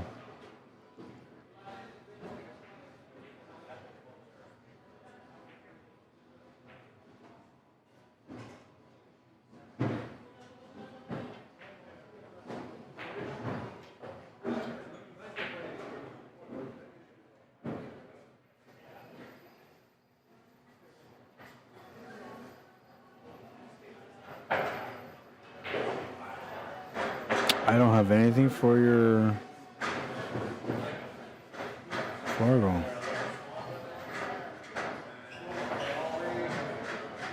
I don't know why I can't find your 560, man.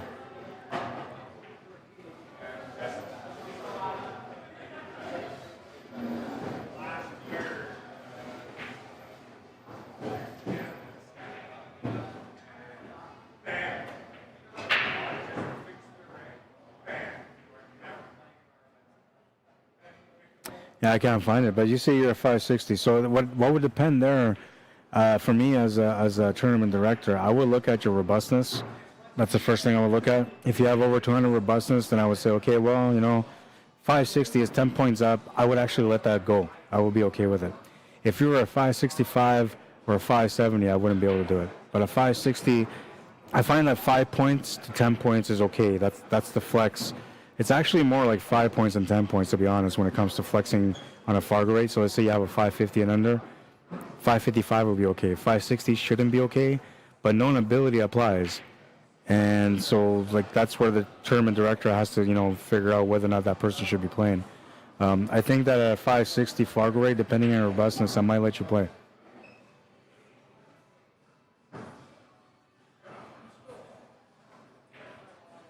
I think what makes a difference is, I gotta share this bracket too.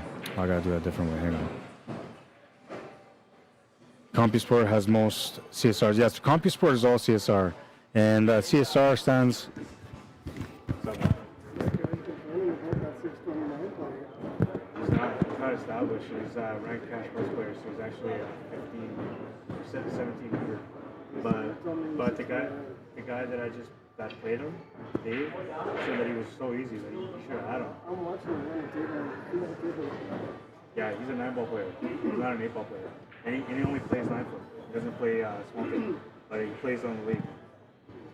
I know, people ask me about him, so what I said, no, he's not that good. I know everybody that plays over the last 5 years for that street. He's not that good. He's got some good shots. No, his CSR is not established. Yeah, but what I did say is that first I asked Dave how good is he, because Dave was the guy that I thought could win the tournament. So I said to Dave, like, how good is he? Dave says he's not that good. So that's Dave's secret. No, he's talking me true. I beat Dave all the time. But I asked him truly, right? And so, like, because I asked him about ragging this guy to know about him. He was one of the guys that I was 50-50 on about. I'll show you right here. Okay, so hang on. I want to show you guys so you guys see. So you understand that I'm not bullshitting here. Right here. Okay, so the first thing I said to him last night, I said, I'm not sure what to do about your playing in this tournament tomorrow. Yeah. Right, that's the first thing I said. Anyways, there's people complaining. I don't. So, but I explained everything to him why I wouldn't let him play, and then when I looked at it this morning, I said to myself, like, technically he hasn't really had a chance to prove himself through any of my tournaments because he doesn't really have a FARGO. The FARGO that he got was from a different tournament that had nothing to do with it, right? So what I said to him is that I'm going to let you play, but what I said to everybody is if he ends up winning this tournament, he's not playing those tournaments ever again. It's going to spoil it for other people. In a sense, yes, but think about this. If I don't get his numbers, I can't punish him. So I have to get his numbers somehow, right? Yeah, he lives in Winnipeg, but he's a bourbon guy, right? He's always at bourbon. Yeah, but I'm telling you, yes. So I ran tournaments at bourbon, including 9-foot, 9-ball, and the last one I had was only like 3 months ago. He played in it. He got smoked back to back by guys that were lower level than him. Okay. So and I watched him. Plus, the money player wants to keep his sandbag. No, man, he wasn't sandbagging for that because that wasn't even that was a paper draw. I wasn't even in my tournament, so there was no reason for him to sandbag. No, trust me, I do, man. Listen, to me, I don't benefit from anybody coming in sandbagging. It doesn't do anything good for me, right? I don't benefit, like if a sandbagger comes into the tournament, they win, they don't even tip me, so I don't profit from it either. The guy that you guys should have been worried about was JC Landisho, because he was like a higher level player, but he's ranked cash 3. So he's like really low in Vegas and active. We don't know what cash 3 is. I know. So, but I know all those things. So that's why, like when I'm running these things, like I look at all the numbers, man. Even CPA, like I have access to that too. So like, so that one I don't count because it's all flukes, right? But anything that's serious, like CCS, BCA, the VNEA, the FARGO and the CompuSport rating, I know them all. So like I said, if anybody's going to give you a fair tournament, it's going to be me. Right? I'm not going to let guys slide in. And I don't care about friendships. I had a guy today that messaged me. He was at 1890, right? Or sorry, he was 1790. I know. He was at 1790. He was trying to get in. And his FARGO was only 50 games. So I was like, sorry, I can't let you in. Because I couldn't really tell how good he was, right? And he doesn't play in my tournaments often. So I can't really tell how good of a player he is. But the guys that I know that I watch play, I know how good they are. And I can walk into a tournament, I can tell you who the top 4 guys are going to be. Because I just know. Right? So trust me, like I don't mess around with that. I don't try to flex for people. I'm just speaking up for the players that are. Yeah, I know. He's going to come across somebody that's going to put him on. I guarantee it. It's going to happen. Hope so. Yeah, especially with the take what you make. I'm getting some some I don't know, a little something, a little attention for the players in the tournaments. But like I'm a pretty good tournament director. I look at fairness. I look at all those things. I don't like to mess around with, which I'm pretty sure I am. Tournaments. King of the Barbox.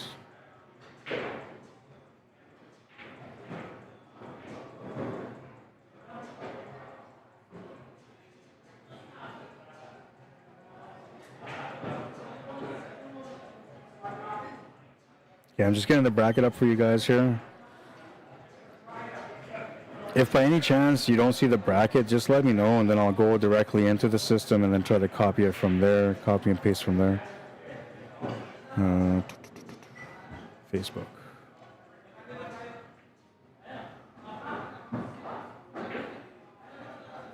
Bracket's coming up right away, guys. Those of you that were looking for it.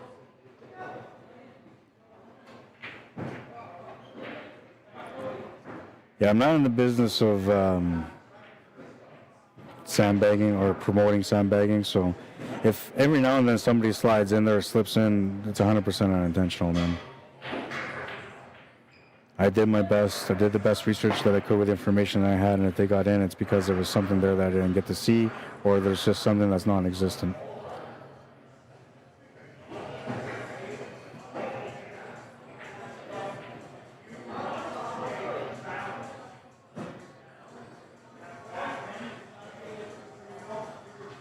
Okay, so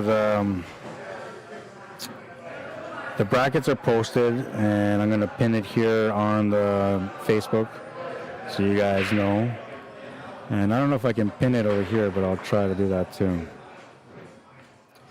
Let's see. Satfiend says, took 17 years off. These ratings did not exist. How many matches to get a FARGO rating?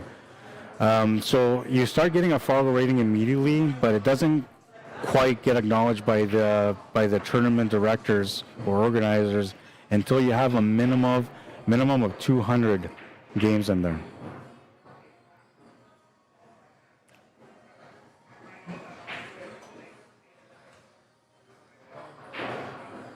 But you basically, so when you go in one tournament, let's say you went to one tournament and you won it all, you went all the way to the finals, or you finished second, you would probably have about 40 games in from that, because you're averaging race to 5 against players, and you're playing at least 4 to 8 players. So with 8 players with 5 games, you're looking at 40 games into your system. You do that 5 times, now you're an established player. A real established player. Sorry, I got to keep up with this too. Sorry, I'm beginning hit from every angle, man. So it is 3-1 for Chris Dom. Thank you, Harold. I lost track of the score because I'm talking about a lot of stuff, and I'm dealing with the other stuff here on the side too. So apologies for that. 3-1. I try to be consistent, man. I swear to God I do. Just sometimes I don't have enough heads on my shoulder or enough arms to deal with the things that I'm dealing with.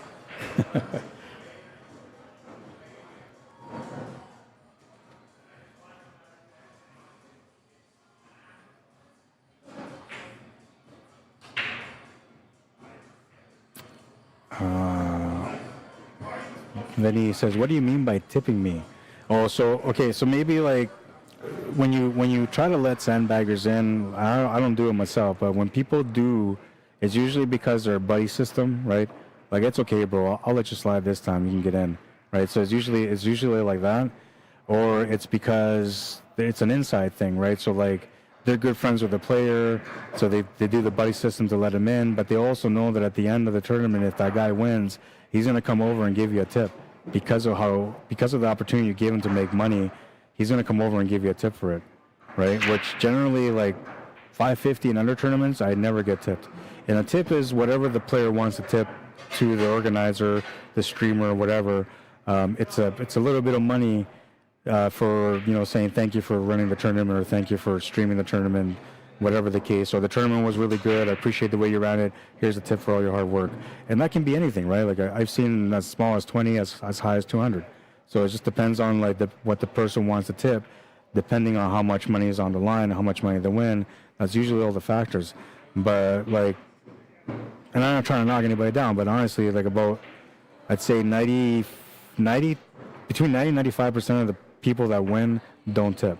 So it's not too common. But that 5% or 10% that do tip is usually the same characters. They always usually tip anything, even if it's like a $200 first place.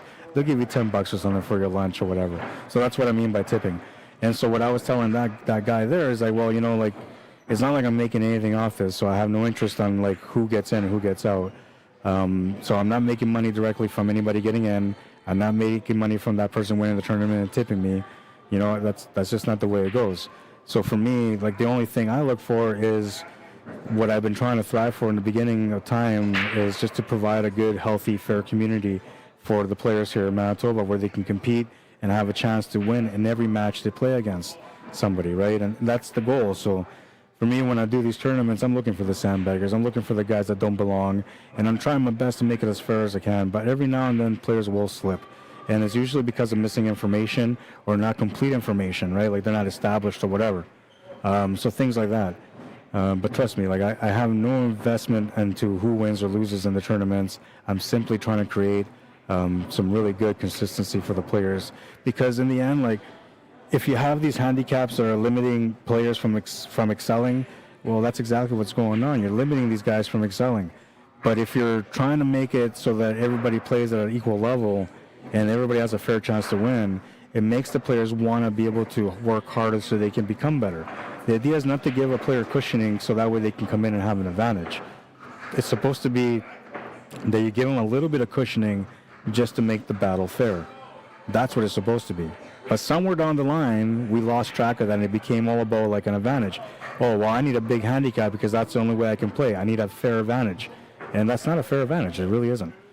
So my job as a tournament director, organizer, and promoter of pool in Manitoba and across Canada, wherever I go, is to make sure that these events stay true to the caliber of players that are playing in it, to create the better opportunity for everybody to compete. Because now, like, if you're playing in a fair field, you know that you did your best that day.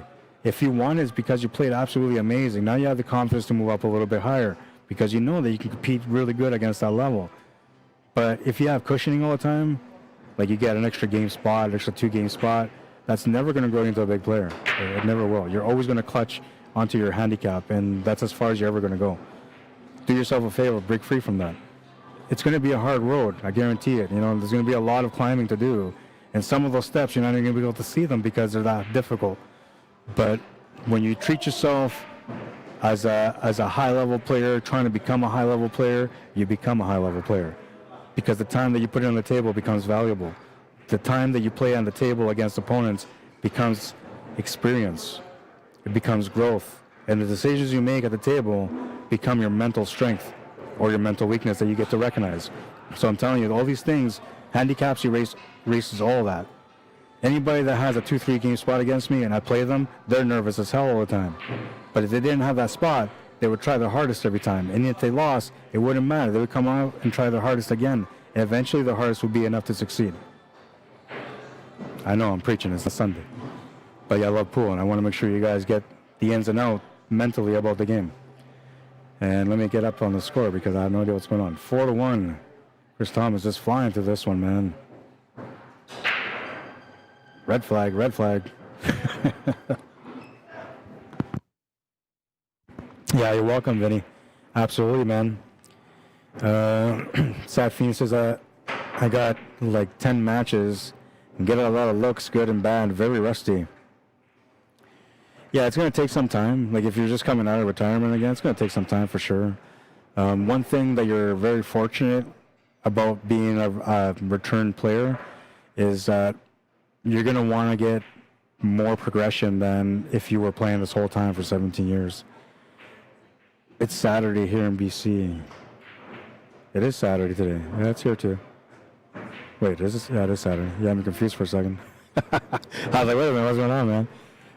Yeah, hectic. Anyways, I always get off on conversations and topics, and then I lose track of the score. I don't always do it, but like when I get engaged with people, man, I get engaged with people. Okay, so that was that. Okay, so Jill says, hey Rod, are you coming to CCS Canadians in Niagara Falls in March? I'll be there playing singles and team play, and yes, I do have you as a friend on Facebook. Yes. So I was working with CCS for, I think it was about a year. I'm not sure what happened, man, but they didn't call me back no more. And they given chances to other people to come out and do the job, but it hasn't been satisfactory for a lot of the viewers. So I'm not sure where they stand, like if they're going to call them again or if they're going to call me again. I have no idea, but if I am fortunate enough to get that job, then yeah, definitely I'll come out there and do the job. I think one of the reasons why they may not have called me back was because the last event that I did for them was one in Victoria Island, or Vancouver Island, Victoria, or Victoria Island, Vancouver, sorry. So we went out there for, it was, I think it was like a 7-day event or something like that, with 5 days being played out. And this is the problem when I go to any location for the first time. I don't know where to find food. That's always a problem for me. And because I'm diabetic, like I'll punch it out. Like right now, it's been 3 hours since I've been here working. I still haven't eaten anything, right? So I can punch it out and handle my beginning of the day and all that. But eventually, after 3-4 hours, I start getting hungry. And then I want to go and get something to eat, but I don't know where it is. And that's what happened out there in Victoria, is that I couldn't figure out where any of those restaurants were. There was no food in the venue except for like in the fancy restaurant where you're paying like $50 for fries. And so like I wasn't going to go pay $50 for a side order of fries. It's crazy. So I needed to get something. And instead of finding anything to eat, I ended up going all day without anything to eat. And then at the end of the night, I went and found something. I think I ordered pizza late at night, and then that's how I ate. So then the next day, people came out and started bringing me like oranges and stuff, because the players appreciate me being out there. Trust me, wherever I go, it doesn't matter about, you know, the production and all that. People just enjoy me coming out. I'm a people person. I like to interact with the players. I take my time to teach people while I'm out there too. Like if I see somebody that's a special like player, but they're just missing that information, I'll spend the half hour with them and just teach them for free. Right? I want to make sure that you become the best player you become. So wherever I go, like everybody knows that about me. They know I'm a good guy, and you know I'm funny at times, and I'm really committed to the growth of the game and my love for pool. So when I go out there, people do appreciate me going out there, and I do my best, like I said. But for this event, like I was hungry, man. And then the second day, like I survived. The third day, I finally, you know, got to know where the restaurants were. So then it became a little bit better. But the problem is that as the days progress, like the first day, I can probably skip most of the matches, man. I can like stream 3 matches on the first day, and I'm okay. I did my job for that day. But I'm never like that. I'm Arriagada, and to me, I love pool. So when I'm on the stream and I'm streaming everyone that comes to that TV table. And if nobody's coming to that TV table, I'm going to the directors and I'm saying, hey, man, table's open. Get me a match, right? So that's the way it usually starts, right? And then by the time we get into like the championship day or the days where they're trying to get into the money, at that point it makes it a little bit harder for me to break free, because like now I'm feeling a sense of commitment to the players that are playing in the tournament, that are remaining in the tournament.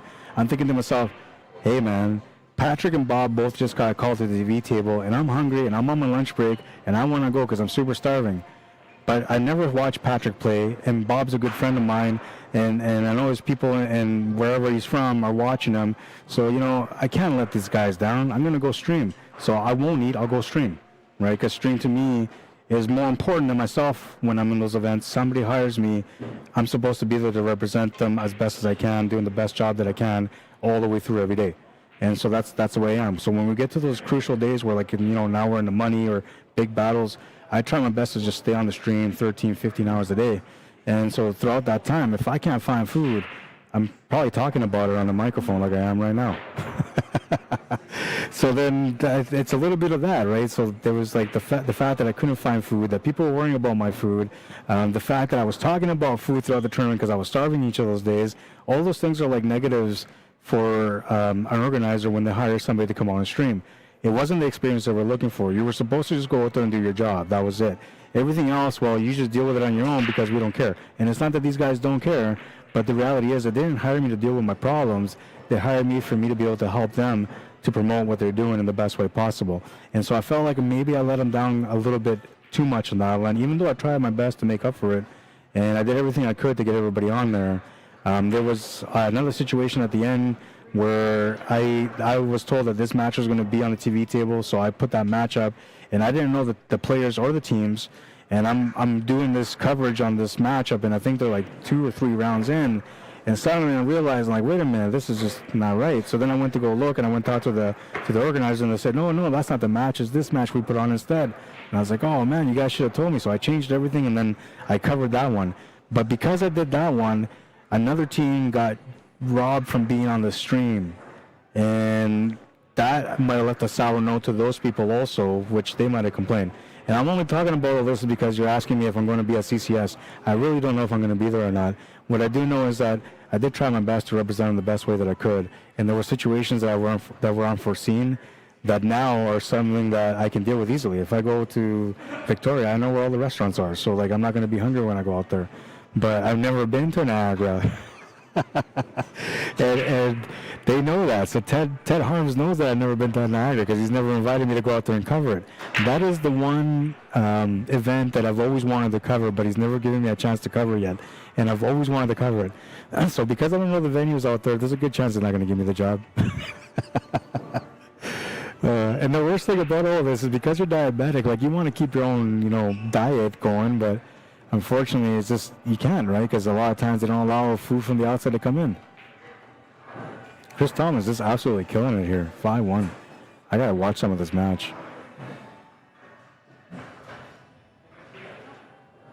Jeff Evangelista was one of our players that I was hesitant about letting in too, man. I was like, oh, I don't know. But then I said to myself, like, you know what? I'm going to go with it. I'm going to see how you do. And so far, he's in his first match. Down 4 games and just missed a shot to turn the table over to Chris. So, and this is where, like, a tournament director is supposed to be good at their jobs. You pay attention to all these little things, right? Watch the players. Like, right now, I didn't watch Chris Tom play throughout this match. So the next time he plays, I'm going to be watching him, right? I'm going to pay attention to his game and see, like, is this guy underrated? So the next time when I have a tournament, I may say no to him, right? Or maybe I'll see, like, okay, he does make mistakes or whatever, so he should be allowed in a 550 and under, right? And that's the learning curves that us directors have to deal with, and we also deal with a lot of bitching from people because they don't see that process. They just see that somebody that maybe shouldn't be playing there is playing. But they don't understand that, like myself personally, I'm trying to figure out this guy's caliber for the future moving forward. So that way, if he does get away with it this time, he will never get away with it again. That's fair play. That's what you're supposed to create. At least that's the journey that I embarked on when I first started doing these things, is I wanted to create fair play. And I think I've done a pretty good job at it so far. I know people always complain and get mad because I won't let them in, and then there's other people that complain because I let somebody in. But that's going to happen no matter what. In a perfect world, nobody would bitch at you for running pool tournaments. But in a reality world, we know that everybody gets bitched at all the time, no matter what you do. I can run a perfect tournament, perfect handicap system, add $25,000 to it. It doesn't matter. People will just complain. It's just the way pool is. We're never happy. And honestly, if you were, you probably wouldn't be a good player. Because then you would be happy with all your misses, and you'll never want to try harder because you're happy with the way you play. Trust me, a lot of players are not happy no matter what, even when everything is perfect. So I understand it, but it's tough, Squirrel. Thank you, Harold. Yeah, Harold's always reminding me, man. Let's see. It says, ran 3 racks in my third match. Thought I was going to get heat, but pool is like golf. My bad habits come back. Yeah, they always do. And that's the thing, is mentality is going to separate the players in the end. That's when you know how a player is really, really high caliber or not, is their mentality. And Buddy in this match is playing with a cue off the wall. Yeah, so, and that's impressive too, right? I don't know, but maybe that's the flaw. Maybe it's the downside to his game right now. Must be a snooker cue. No, I don't think so. He's not a snooker player, man. I know a lot of the snooker players here, so I don't think he is. I think it's a sneaky Pete cue, says Harold, and you might be right. Long time since I saw a playing sneaky Pete. There's not too many people that play with it no more, but they're actually pretty good quality cues. Especially the jump cue was pretty good.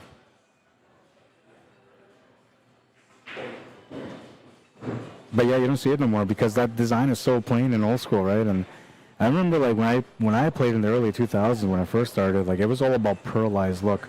Everything had to look pearlized, because Viking was the brand back then. So it was either you had those, the strokes lined up with the arrows inside your cue, or you had something pearlized that looked shiny and beautiful. And so that's where Sneaky Pete kind of lost his magic, and that's also where like Dufferin became like I don't want to say like they're not relevant no more, but they're kind of irrelevant because of their designs. They're so simplified that people just say, well, why would I want to buy a Dufferin when I can go buy, at the time, a Viking? And then now, like, people are buying Predator and Mez and all these cues, and it's all about quality now, man. So you don't see those kind of cues come out anymore. 5-2. Getting some life here. I'm going to see, I don't know if I want to give him my cue, but, like, if he's playing with a bar cue, I'm going to let him use my cues. Because it's not fair that he doesn't have a cue, man. I mean, it's not my problem, but he's somebody I know, so. It looks like he's got a playing cue, though. He's got a breaker, so I don't know. Maybe that is a Sneaky Pete. Either way, we're moving into rack number 8 of this matchup, and Jeff Evangelista is about to break. Almost an hour into this, and Chris Tom is on the hill looking to close it out.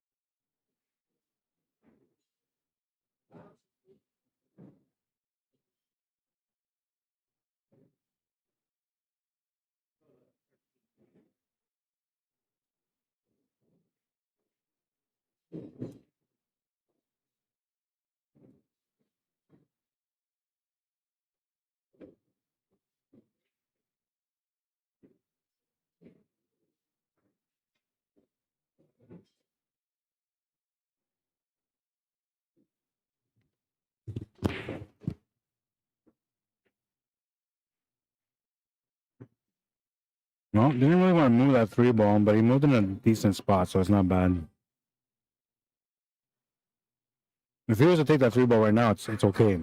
If he doesn't take that 3-ball soon, he's going to have a tough time with that 3-ball.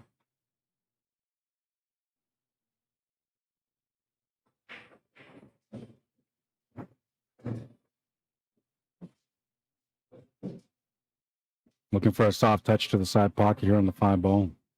That should line him up for the 6 with an angle that gets it up for the 3. If he doesn't have it, he'll have to take the 2 and then finish off with the 3. The last 2 times that I watched this guy play, he had some struggles at the table, but right now it looks like he's playing pretty sharp.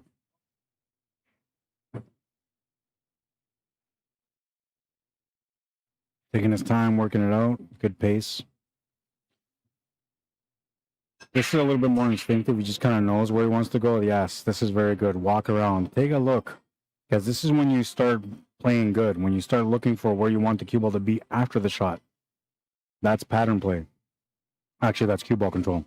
But that's the best pattern play way to go, is to have a little walk around, know where you're going to go. We all know that if he gets to the left, he's okay. But what he wants to know is, what's the perfect angle that gets it up for the 8-ball? And that's the growth right there. Doing a great job here at the moment. Straight to the pocket with some topspin will get him right up above this 8-ball. He might be thinking to himself he's got to do some weird like 3-rail draw stuff, but I don't think that's good. You have to get above this 8-ball, and there's no other choice. It can only go to the bottom right or the right side middle. Extra power, trying to get on top. He's going to bump it up in the way. And that's going to open up the 8-ball to the corner. A nice little fortunate bounce from Chris Tom and a chance to close out the match.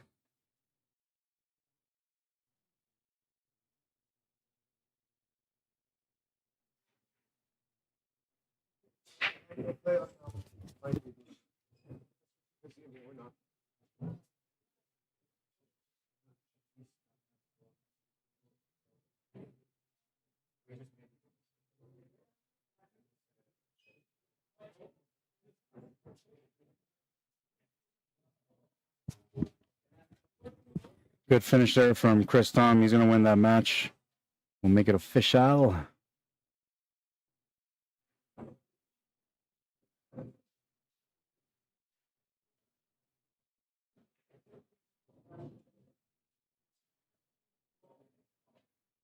All right, and then the next matchup we got. Oh, I got to stop the timer too.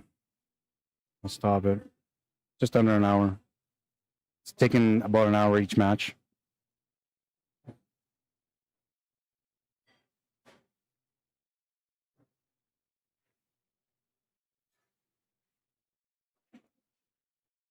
This is Dennis Baptiste.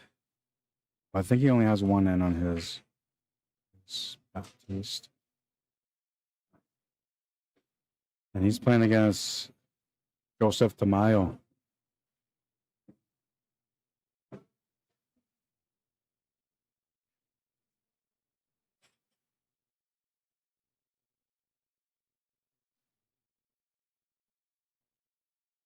Okay, we're just going to wait for these guys to get to the table.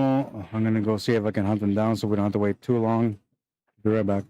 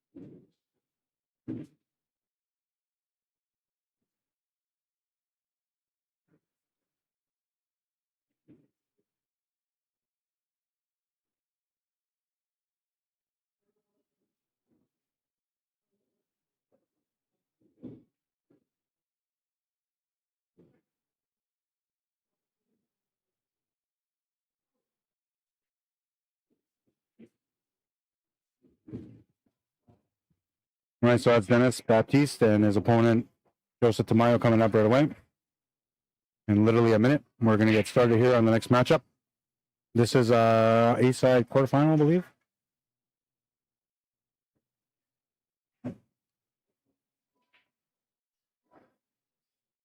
Yeah, this is a quarterfinal matchup.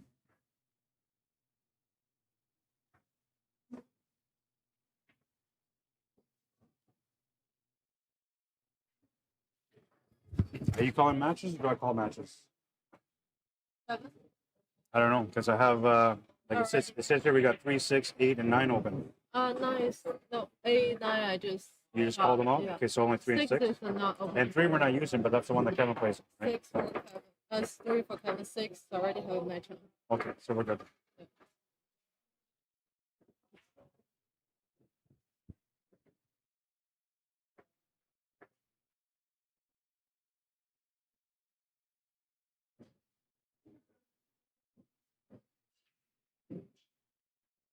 Brian Sterling says, worked with a guy named Pete. Wasn't all that sneaky.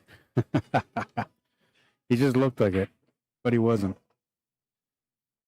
Sad Fiend says, I use one, but it's black and green. Oh, cool.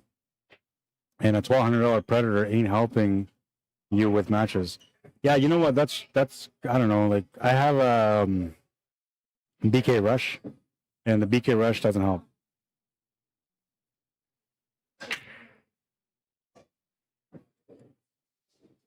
The problem with our industry is that we've become so mesmerized by the professional player that in our minds, that's all we want to aspire to become is a professional player.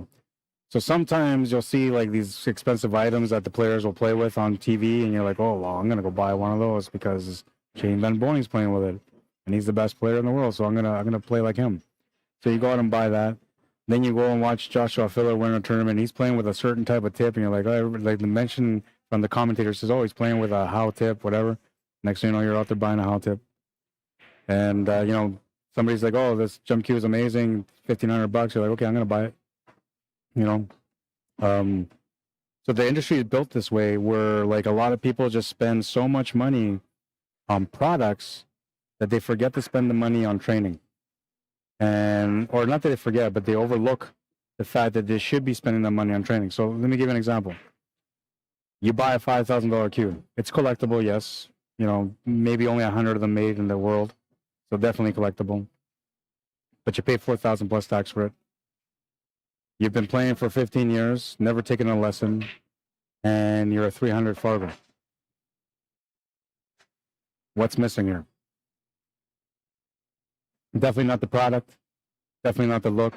It's probably wearing a glove too. But the skill isn't there. So that's what's missing. Now, if you were to take that $4,000 and spend that $4,000 on training lessons, I'm not saying it to the same person, and I'm not pointing the direction towards me either, just so you know. But if you were to put $4,000 into training through all the players in your city that were really good, the best ones, you would be a great player within 2 years. Roll, but my hand stayed down on the table, the ball came back and hit my finger and jumped off the table. So there's the rule about the white ball that if the ball doesn't hit the object ball, then it's not a foul. It just gets spotted. But that one was going to the pocket, right? No, it wasn't going to the ball. I gotta come there and see it.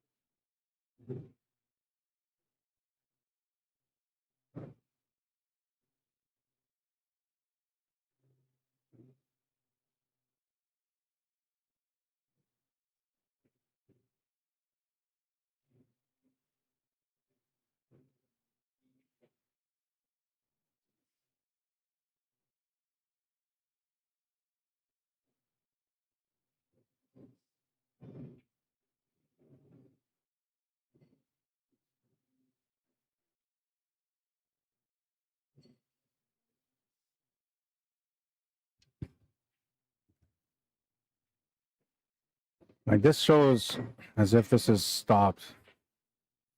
But on my phone, it looks like it's still going. So I'm not sure why this is doing what it's doing right now. Those of you on Facebook, is it still streaming for you guys? 'Cause it looks to me like it's still streaming, but on my computer, it doesn't.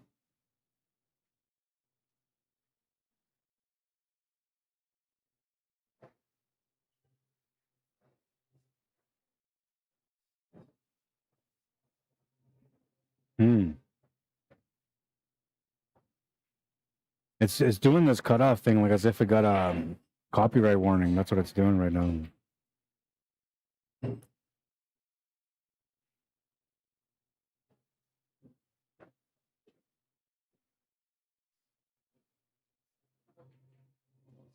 gonna trust that it's good. Oh, start the clock. Yes. Thank you.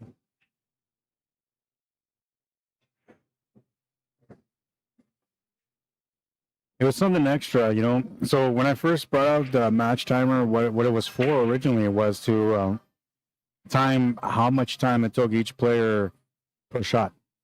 That's the way I started it. And the reason I did that back then was because what the information I was getting out of that timer was that I was understanding the pattern of the player, like the way the rhythm goes. Because when the player was playing with confidence, they would play at a certain speed, like so many times, so many seconds to assess the shot, so many seconds to shoot. When they became like when they were in tough spots, they would take a little bit longer because there was some uncertainties in there. And when they were shooting overconfident, they were shooting too fast. So then when I would take a match of a player, say Bob and whatever, Paul, I would always know like if Bob was playing his best game in that match or if Bob was like feeling a little pressure because the amount of time that he was taking per shot. And I was also paying attention more to the rhythm of the player and like how they get down, stand up, walk around, all that stuff. So then when you include all that stuff, I found that like a lot of the better players, the top players were very consistent. They were averaging the same amount of times per shot. Their pregame was everything the same amount of time. Their post shot was after they made the shot, it was all the same.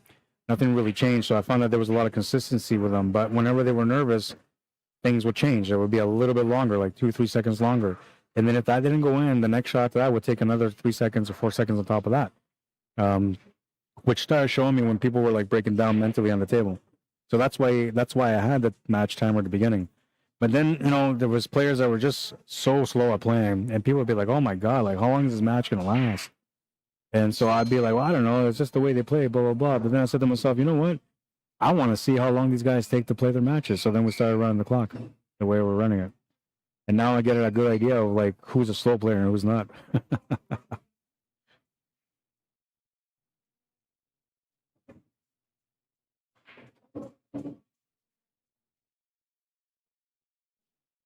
And right now we're sitting at, let's see, A-side quarterfinals are running.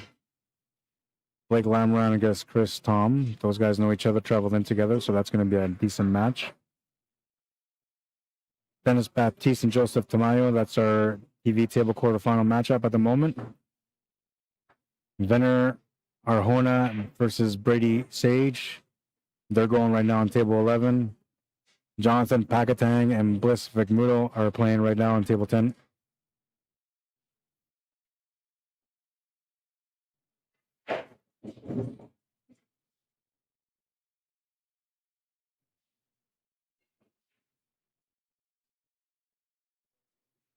On the B side, in the survival mode, we have Patrick DeJarlis against Dave Wilkes.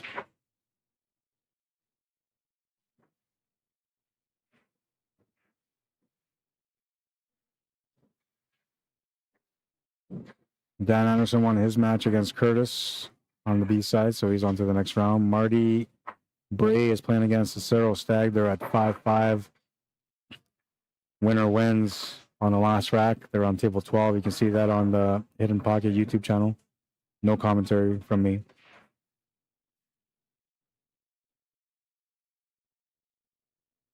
Mark Revello played against Rodell Renault and he lost. He's now been eliminated. Rodell moves on. He's waiting for the winner of Mick Ducharme and Jonathan McKinney. Dwayne Arneson and Jeff Evangelista are playing right now as well. Winner of that plays against Jay Doyle. That's the B side.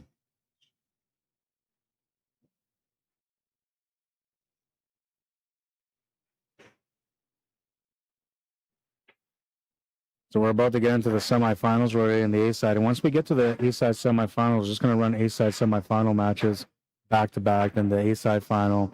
And then we're going to move to the B side, whatever's left there.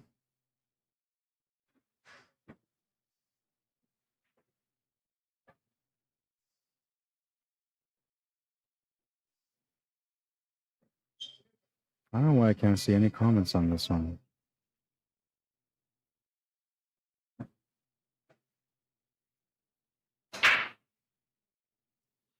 Can one of you guys make a comment on the Facebook page? It doesn't matter. You can say hi or whatever. Just make a comment because I want to see why I'm not getting the chat on my phone. I should be able to see the chat.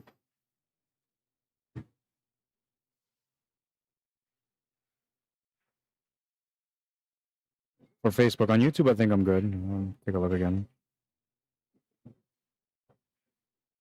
Yeah, YouTube's still going okay. Bitwise 3920 says YouTube is cool. I actually like it more than I do Facebook because Facebook has all these little things in the way. They claim that they're trying to help you become successful at what you love in life, but they never do anything about it. And then when you try to do something for yourself, they put all these restrictions on you.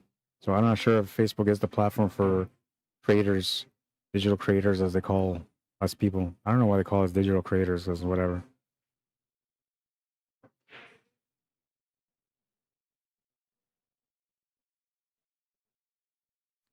These guys are not using this scoreboard. So I have to keep track of their match. 1-1 says Brian. Harold says it's streaming here. Joe's got one game. Somebody said 1-1 though. I gotta watch this match. Both these guys are pretty good players. They're fast paced too. Sad Fiend says, when I come to Winnipeg in May, my Ontario Fargo rating will work if I enter an eternity. Yes, and if not, then I'll figure it out, man. Let me know when you're coming in. And you're going to have to add me on Facebook. You're going to have to add me on Facebook. That's the only way. So you can message me. But let me know when you're coming in, man. I'll get a tournament set up for you. So that way you can come in and have some competition.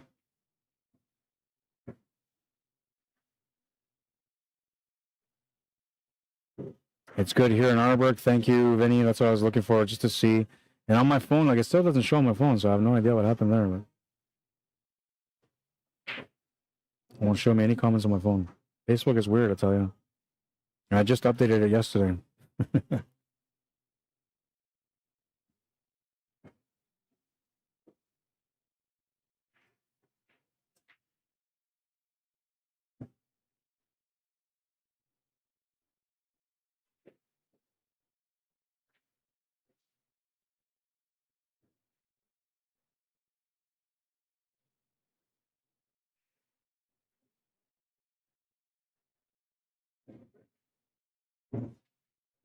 Not what he wanted. He's lost the cue ball a little bit here.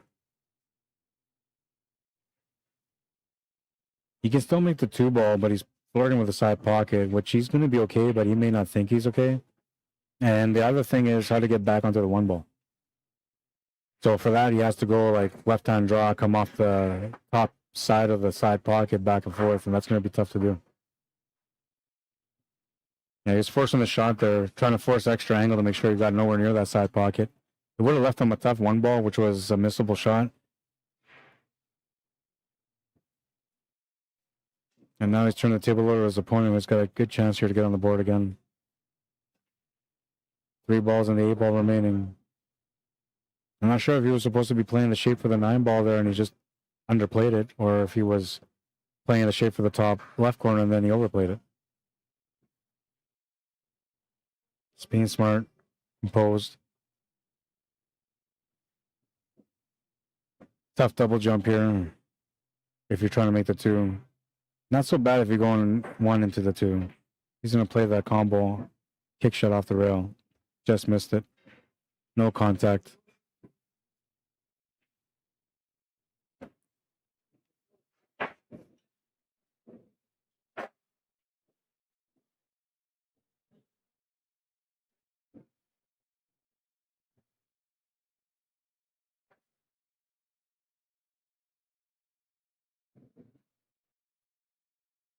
I'm not sure. He might be, Brian, he might be related to John Baptiste. I'm not sure.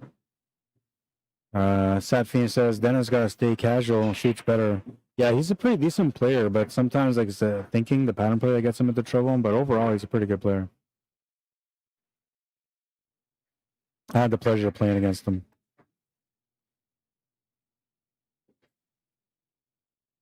He had me scared too at the beginning, but then eventually I slowed the game down on him and I was able to capitalize.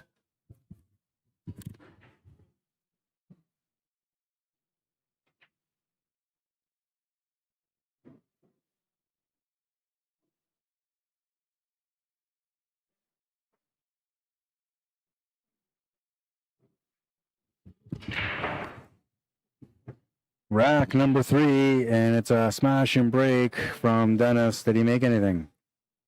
1, 2, 3, 4, 5, 6. Looks like he made a solid. 1, 2, 3. Yeah, so he made solid. So he's solids. These guys, like I said, don't really play these kind of formats. They're used to just playing open 8-ball, right? And maybe I should have left like that, but to me, I felt like, well, if these guys are putting up $75 each, I want to make sure that, you know, they're getting some good play out of it, that it's fair for everyone that's playing. A little bit of lag on the stream, but it has nothing to do with me. It's all internet related.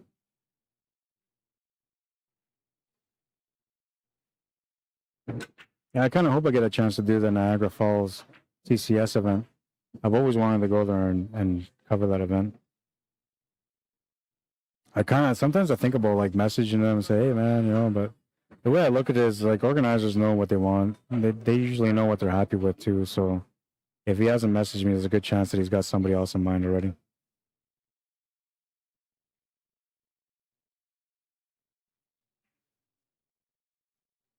On the combo.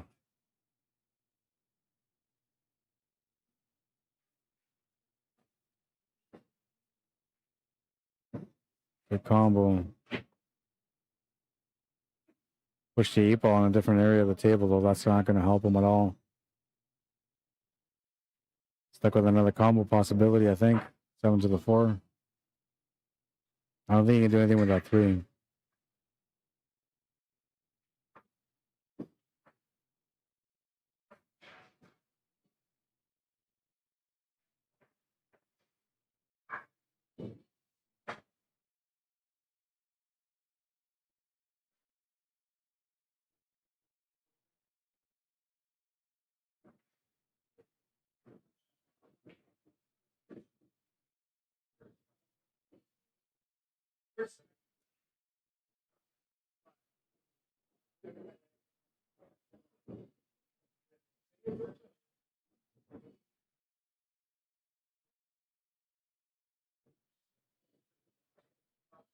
This is the work now.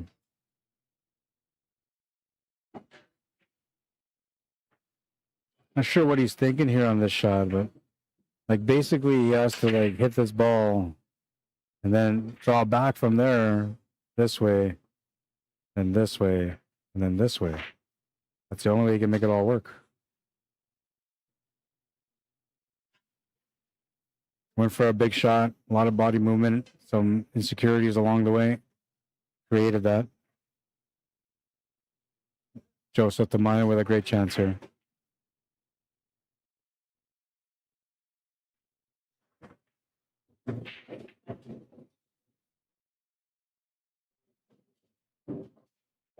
Smooth player, this guy. More or less a 9-ball player, but smooth player, good stroke. Pattern play is decent. Does get into trouble from time to time from missing.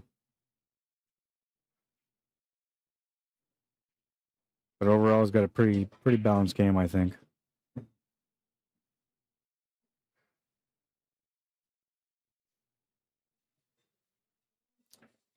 Yeah, this says Jill says, "Hello, Rod. Is this pool room in Winnipeg? It looks like a nice room." Yeah, it's here in Winnipeg, Manitoba. It's called a hidden pocket. It's had some transformations over the years, and it's starting to look more and more like what the vision of the owner wanted to be like.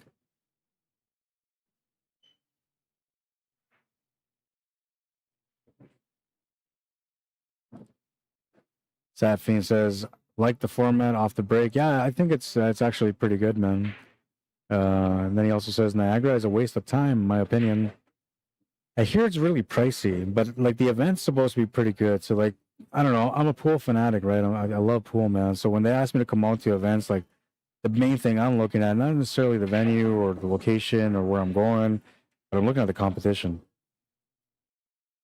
And I've heard that the competition is pretty good out there. So that's what I've been looking forward to. Edmonton is as far east as I'll go, says Brian Sterling. That's pretty far, man. Wait, you're in Calgary though, right? So that's not that far at all.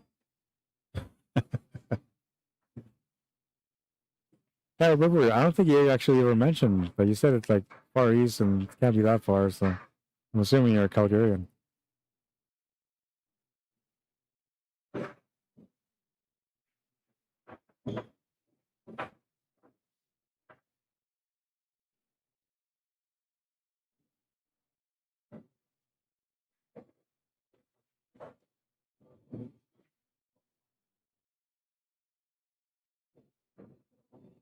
Well, that's going to have the match at 2. Oh, you almost missed it, man. Got up on the shot slightly. 2-2 is the score. Couple of events coming up. We got the 5th annual Wally McLean Memorial Tournament happening at Sonic's Bar and Grill November 14th to the 16th, which is next weekend. I'll be there to stream that event also. $5,000 added. You can get a hold of Junior via email at ckmcleanjr@gmail.com if you're looking to get it entered into the event. If you're looking to find out more about the rules, you can message them there as well. E-transfer is the same email. Andrew Thomas Memorial Tournament coming up on Tuesday. If you're here in the city, you got no work, and you were looking for something to do, it's a good memorial. Andrew Thomas Memorial. We're playing 8-ball on the A side, 9-ball on the B side, small handicap only, and staggered entries. If you want to get into that one, just message me. It's on Tuesday, November 11th, starting at 10 a.m. $1,000 added. I'll be streaming that one too. That's more my friend Andrew Thomas. And then the 10th annual 8-ball pool tournament happening in Swan Lake First Nation. 4-person team, $300 entry. One female master or one female player is a must on every team. They have a open division singles, a women's division singles, and a juniors division singles. The open is $100 entry, handicapped. The women's is $75 straight up, race to 4, race to 3. And the juniors, the format's not up yet, but that's on Sunday, and it's going to be for ages 10 to 17.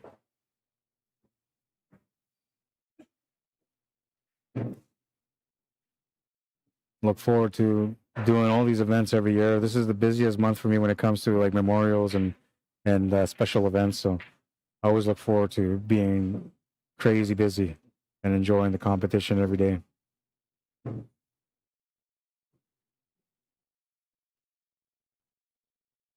Sometimes I ask myself, if you weren't crazy busy, would you really be living?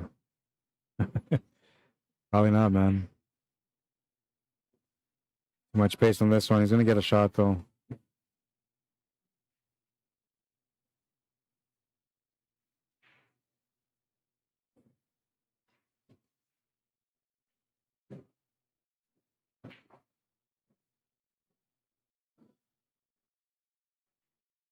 Take a look at the draw and see where we're at right now with matches. Kamloops, BC. Okay, yeah. So yeah, I figured that to be like somewhere right by.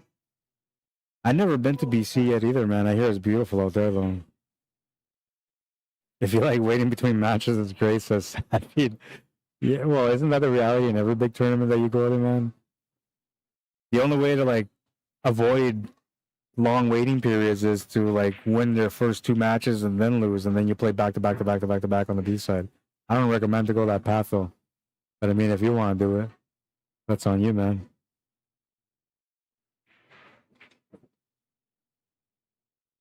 All right, so let's check out the bracket. So we're in the quarterfinal stages on the A side. And we have Blake Lamora and Chris Tom. They're playing right now. This is A side quarterfinals. And Dennis Baptiste, Joseph Tamayo TV table. They're playing right now. VENER Arjona versus Brady Sage. They're playing right now. And then the last quarterfinal matchup on the A side is Jonathan Pakatang against Bliss Vicmudo. They're playing right now too.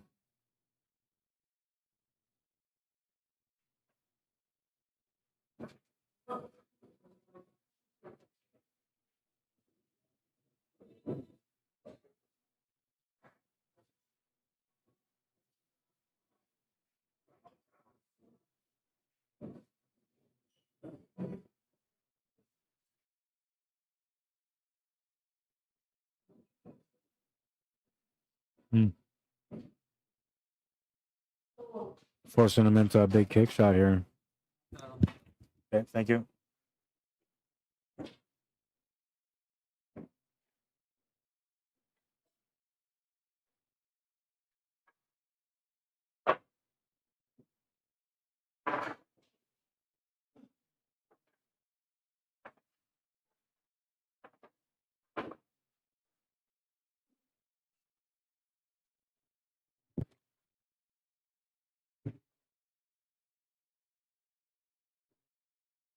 Well, you found the score.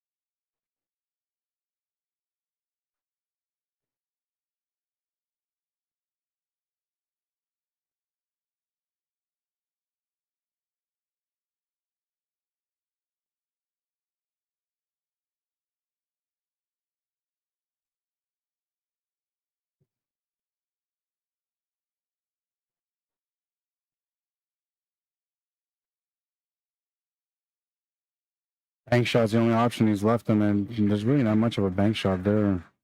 Wonder if he can do a 3-row bank corner to the top right corner. It almost looks like a natural line, but or maybe 3-row to the right side middle. That might be okay too.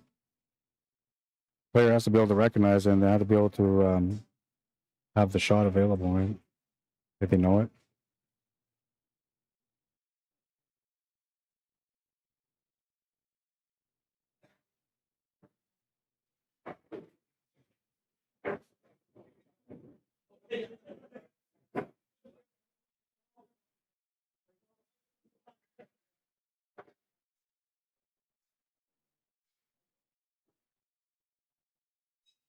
Oh, I didn't see what he did. Oh my God, was it a great shot?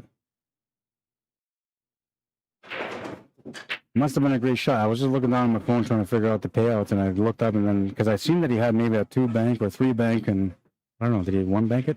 I gotta go back and watch it on YouTube. This is the part about me doing work that I don't like when I miss things. Almost supper time. I'm still trying to have lunch, man. Okay, so what did he do?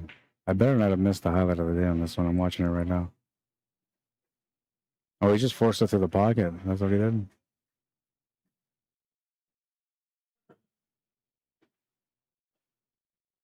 Ah, it was just an easy shot. I'm all stressed over it, man. All right, we're good. 3-2.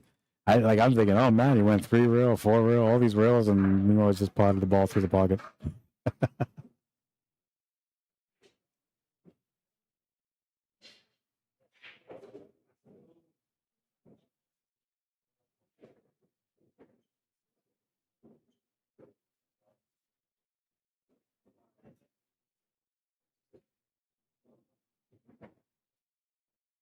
Oh, not a good shot to miss. Opening shot, but he's gonna get lucky. It's not a bad leave. A lot of work on the table still. You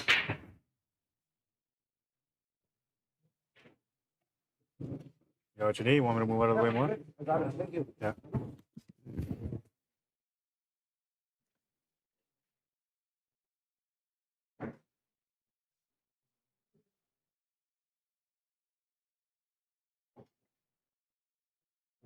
Missed opportunity there.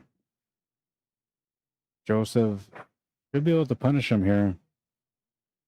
A little bit of work still at the table for him, but I mean, if you get on the 2, the 6 ball's available to the side, and you know, you're okay.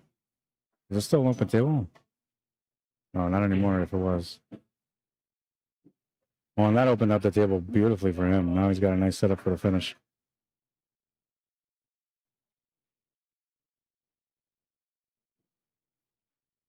Yeah, my food's been sitting there for like an hour, man, an hour and 10 minutes or something like that. I'm gonna get on it right away.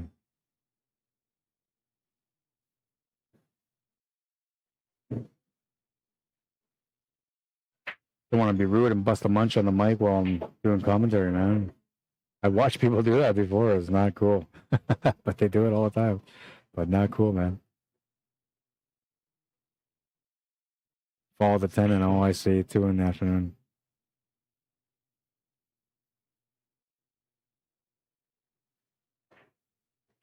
I appreciate you guys taking the time to interact too, man. The last few times that I streamed has been pretty quiet, so like I haven't really seen much interaction, which is nice. I always enjoy interacting with the viewers, just like I do with the players as well.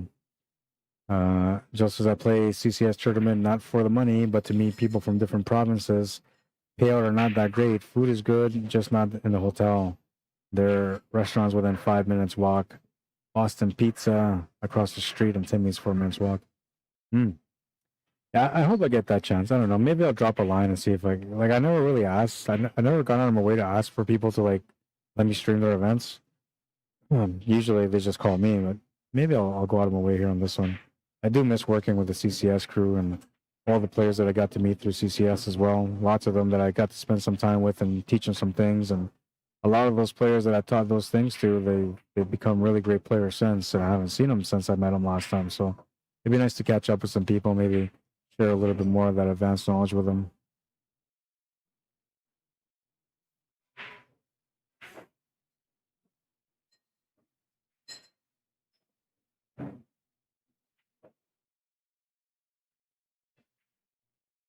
Oh, that should have been an easy one, but it's going to stay up. No pressure on that one, body movement. And I think it was more or less because of the positional play that he was trying to accomplish there, why he came up short. Sky's the limit here. All 3 balls available. Not sure if you really wanted to bump that ball out of the way, but I guess you can take it now. You might be thinking taking it last, but I think you should take it now so that way you don't have any issues on shape. Since you got pretty good shape here. That one almost stayed up too.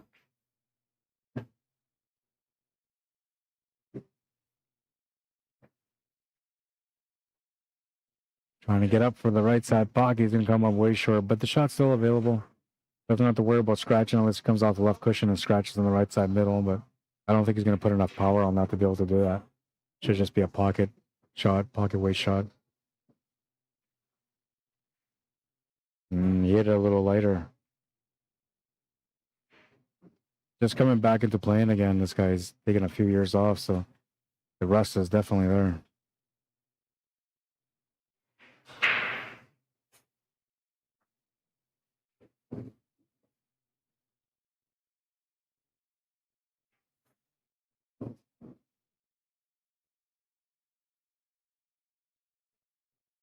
This is a tricky shot for a lot of people.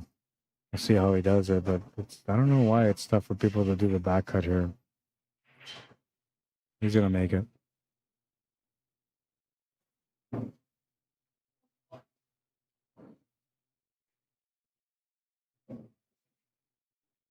That's going to tie the match at 3 and a race to 6. Winner breaks. And because of that, Joseph will be breaking next.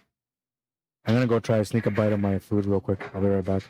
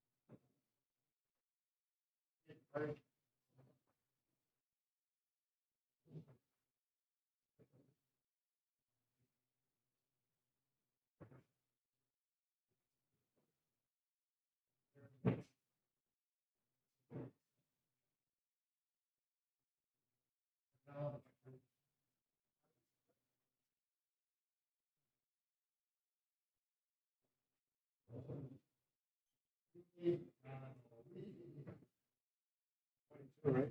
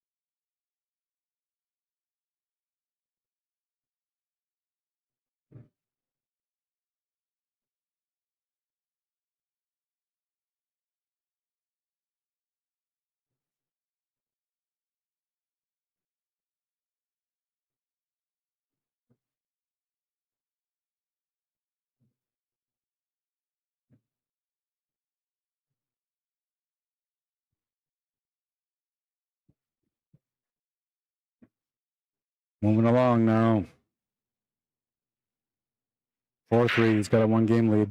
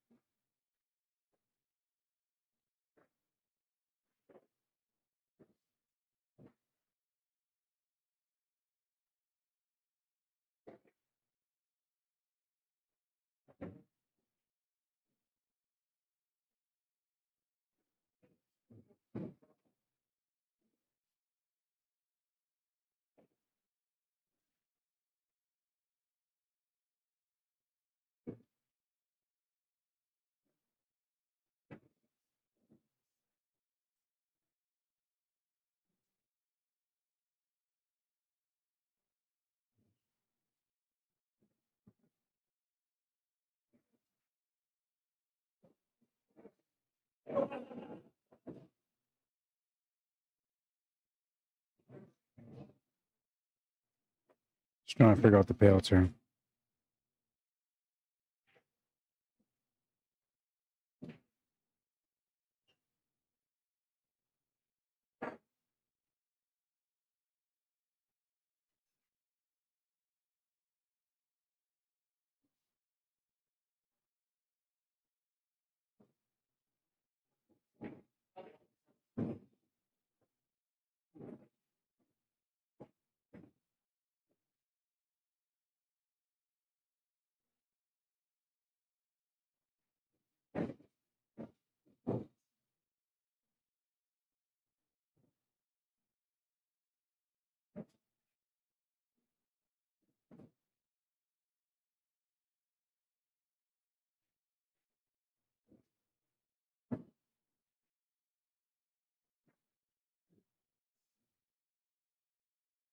All right, I think I figured it out. Give me a second here.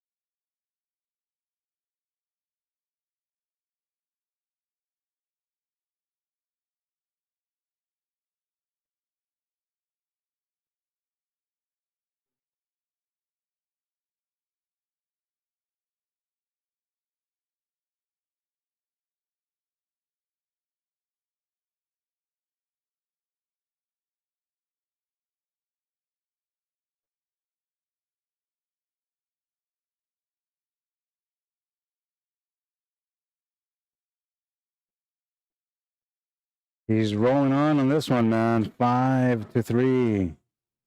That's the thing about this guy. He's a 9-ball player. So if you give him an open table, he's pretty decent at making the pattern work.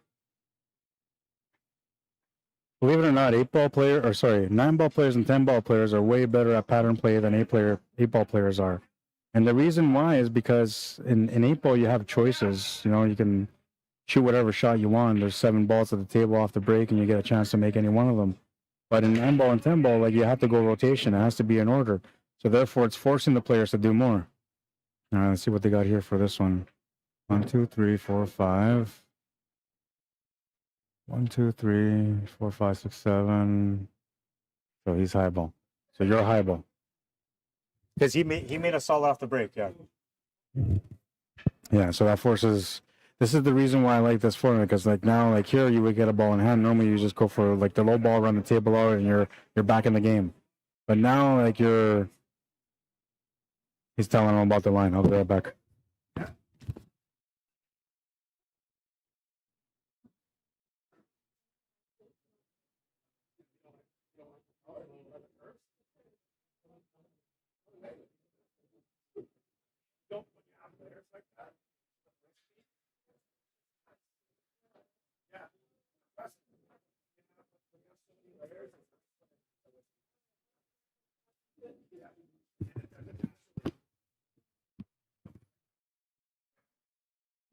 All right. Yeah, so they just didn't figure it out, so I had to go and let them know. Oh, and that was a tough shot, but I mean, he didn't really have much of a note, so he was just trying to get things going there, and that's probably about as best as he could have done because he didn't have many options to work with. Joseph Tamai at the table, and now he's got a decent option here. Just finished getting off a couple of nice runs on the table, so looking for another one here. This would be the closeout one too, because he's on the hill.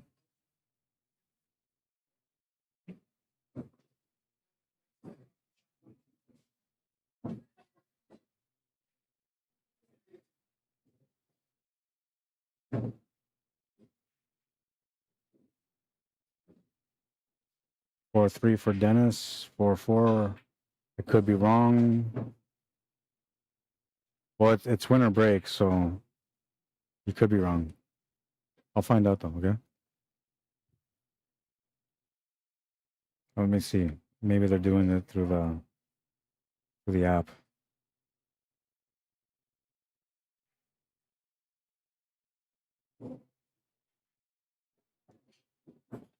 No, they're not using the app. All right, so I'll confirm the score. I'll be right back.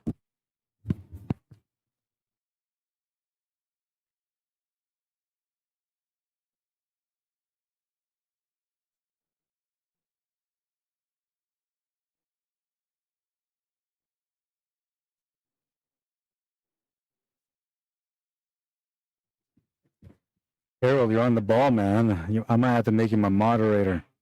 It is 4-4. This is what happens when I start talking, man. But I'm really passionate about pool, so like I'm gonna talk about it.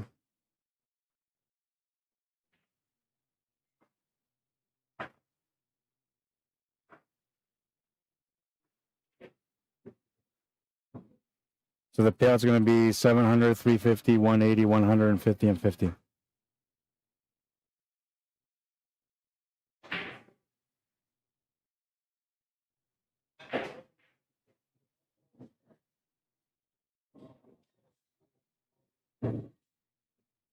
I thought it was. Oh, why didn't I update? I updated 4-4 up here. Not sure why I didn't update, but there it is. It's updated now. 4-4 in a race to 6, and this is approaching the 40-minute mark now, so we're getting close to that hour. Most matches have finished within that hour, so there's a good chance that whoever wins this game is going to end up winning the next rack also to close it out.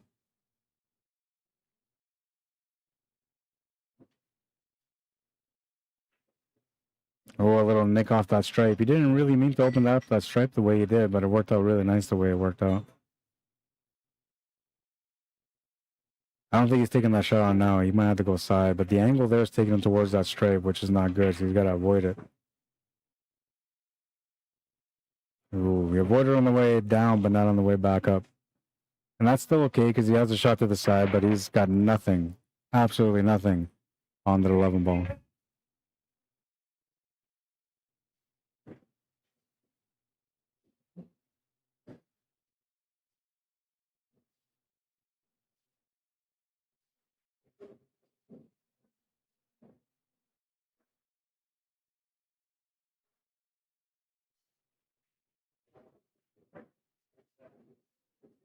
Yeah, you kind of have control of the table right now, so you don't really want to waste it. And having that ball tied up next to your stripe and the 8 ball is clutch right now. Is that the 8 ball or is that the 4 ball? That might be the 4 ball. Yeah, that's the 4 ball, sorry. So 2 of the solids are tied up next to 11, so not bad.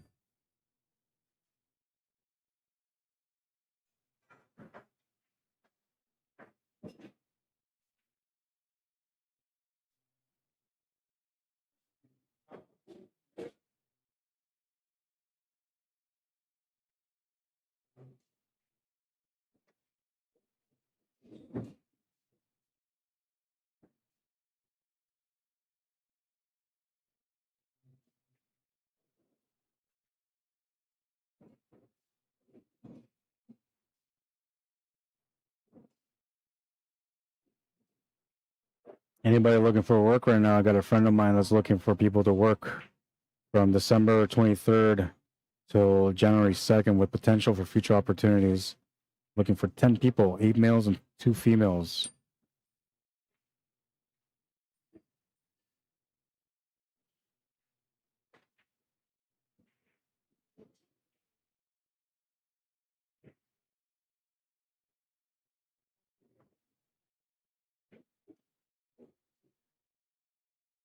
Yeah, if you guys are looking for work, you know, it's only kind of, it could be potential full-time, but at the moment it's just a casual temporary job. You're looking for some extra bread at the hardest time of the year, which is Christmas to New Year's. These guys are looking for people, and he's a good friend of mine. So they're looking for people that are responsible, respectful workers who are willing to work each day without missing.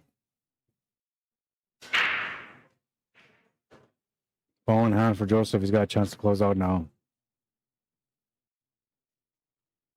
4 ball's the biggest problem, I think.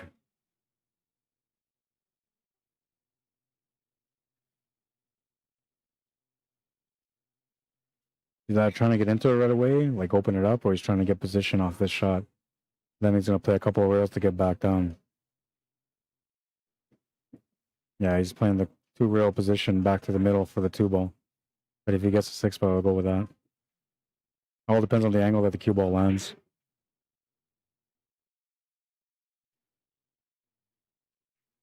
Yeah, it's still going to work.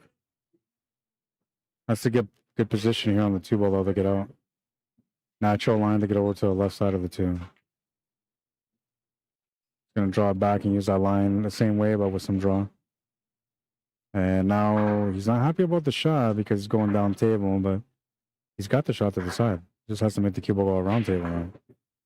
There's the juice. Lots and lots of juice. Almost too much. I mean, he's got the shot, so he's okay, but it almost went to scratch and it almost hooked behind the horn, so got pretty close there to flirting with danger. Get on the hill. It's in. It's good. He's on the hill.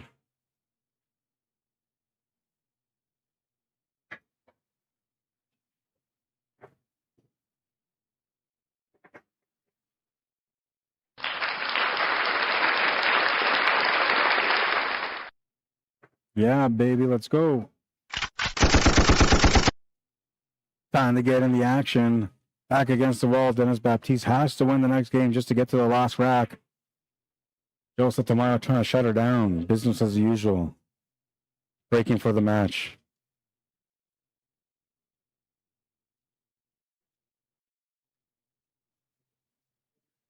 What do you say there, gal? Are you impressed with these gentlemen? I love it. You guys are so great. You think so?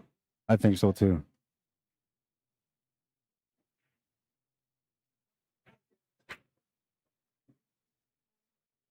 Smashed it. Absolutely smashed it. No, they're not marking the score, Harold. That's what makes it difficult.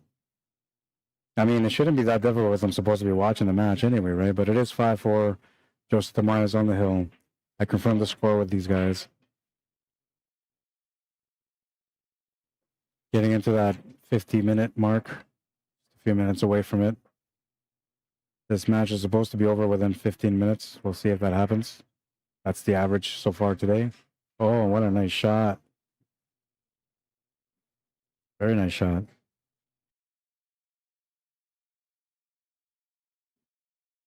Off the rail. Perfect angle for the kick, man. Beauty.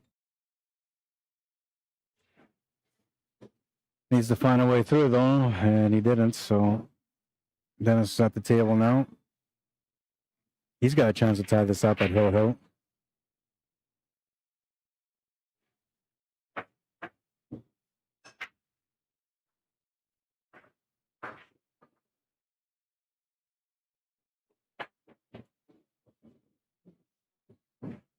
Had the world in front of him, ready to take advantage of it. A slip of a thought for a small second put him in a bad spot. Or perhaps it was just him not reading the speed properly. Either way, he's in a little bit of a situation now. And he's on survival mode, so he's got to come up with something nice.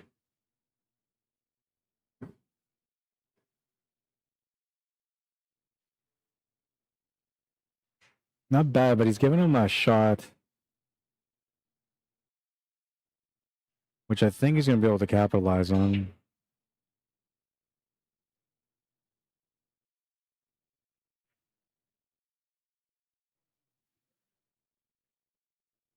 Yeah, no problem there.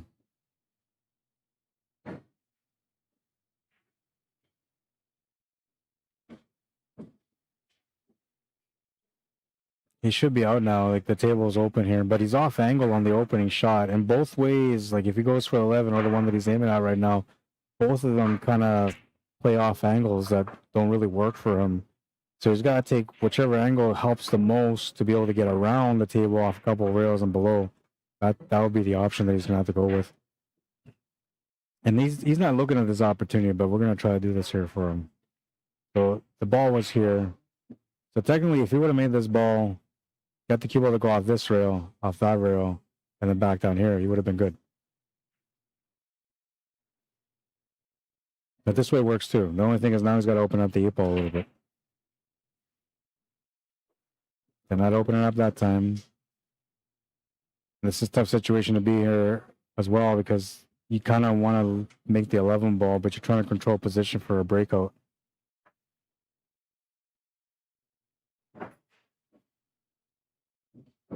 He's looking for a natural finish. As long as he got the proper angle, he can naturally run to the 8-ball and open it up. He didn't quite get it here, so he's going to have to do something different again. I don't think the draw will work, but he might try the draw. Oh, it must go. Yeah, it's got to go past that 7, no problem. He smoothed that to the side, so it must go. I thought it had to be broken up. For the win. 6-0. Or sorry, 6-4. Jesus, I'm just smashing Dennis. 6-4. Stop the timer. 49 minutes. We're on good time, I guess.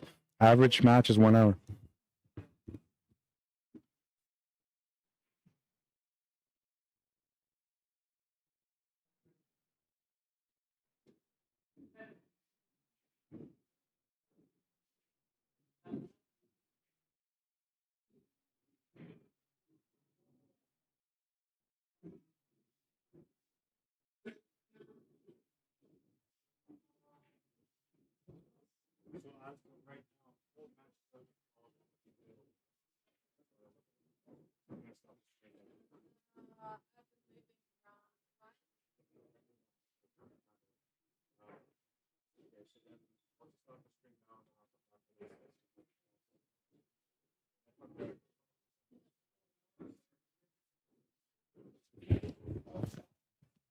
All right, so that's the end of the line. It looks like we have no matches available right now.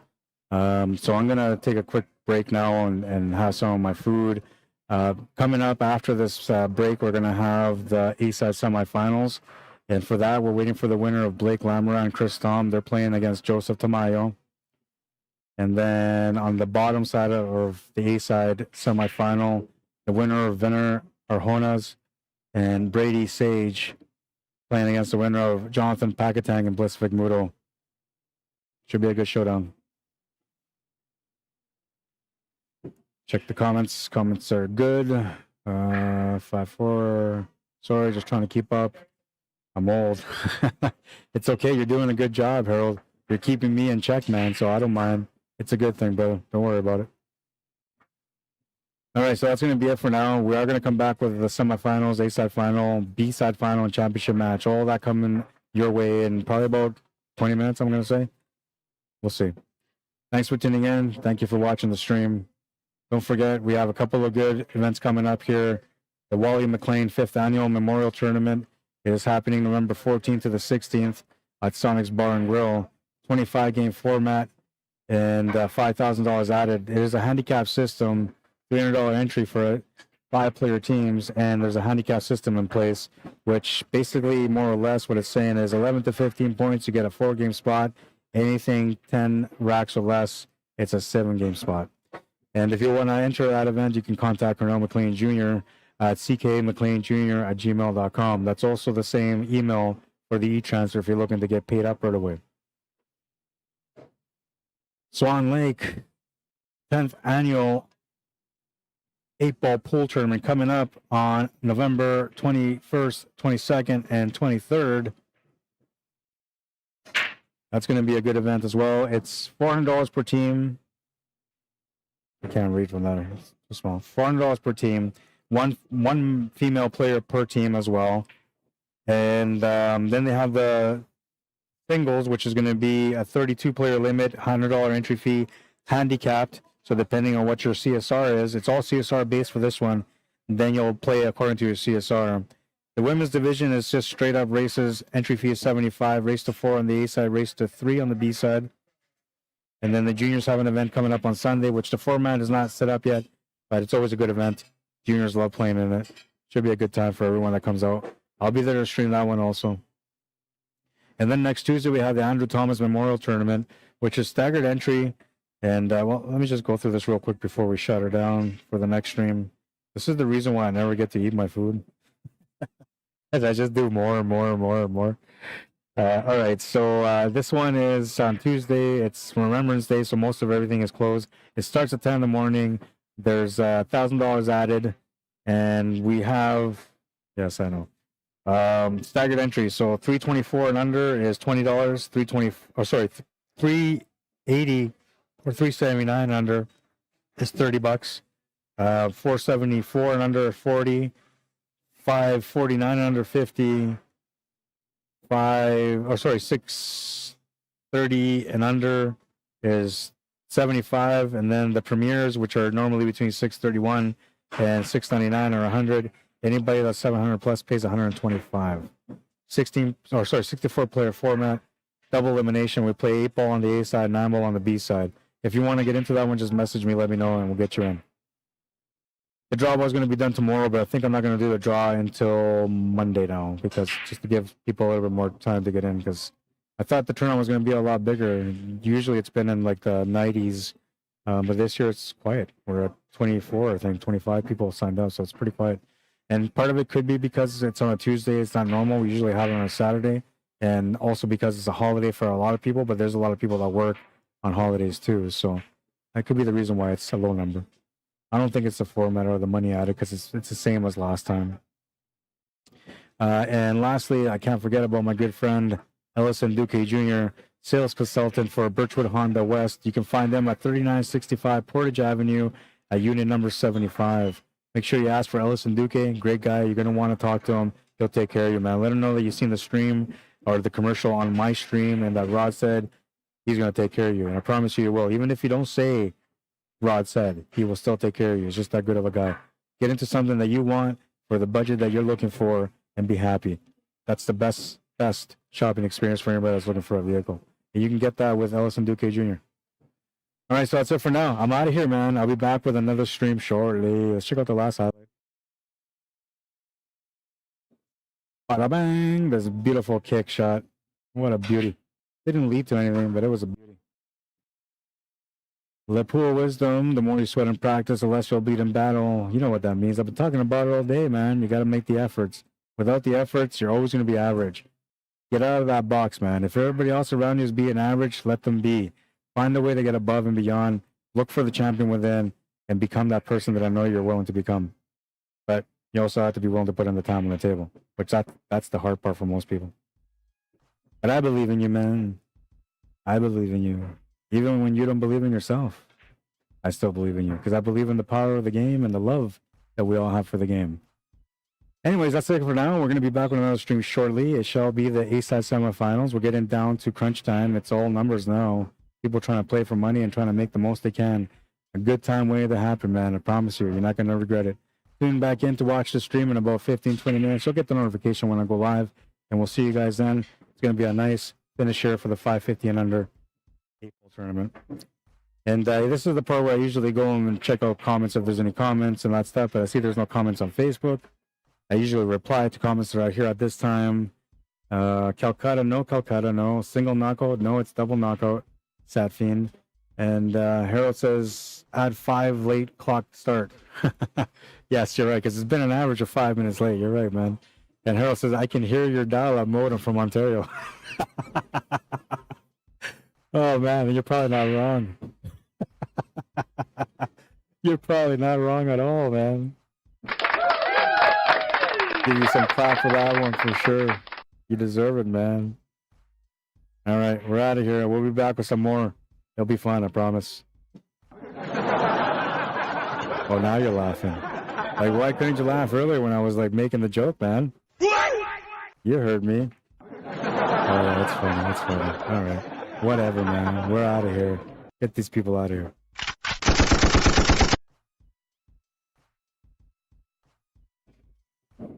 Don't go too far. But you have enough time for a quick snack, maybe a smoke. Check up on your kids, man. They probably miss you. Unless they're watching pool, then they're joining you. Then you're okay. I'll see you guys in a little bit. Cheers.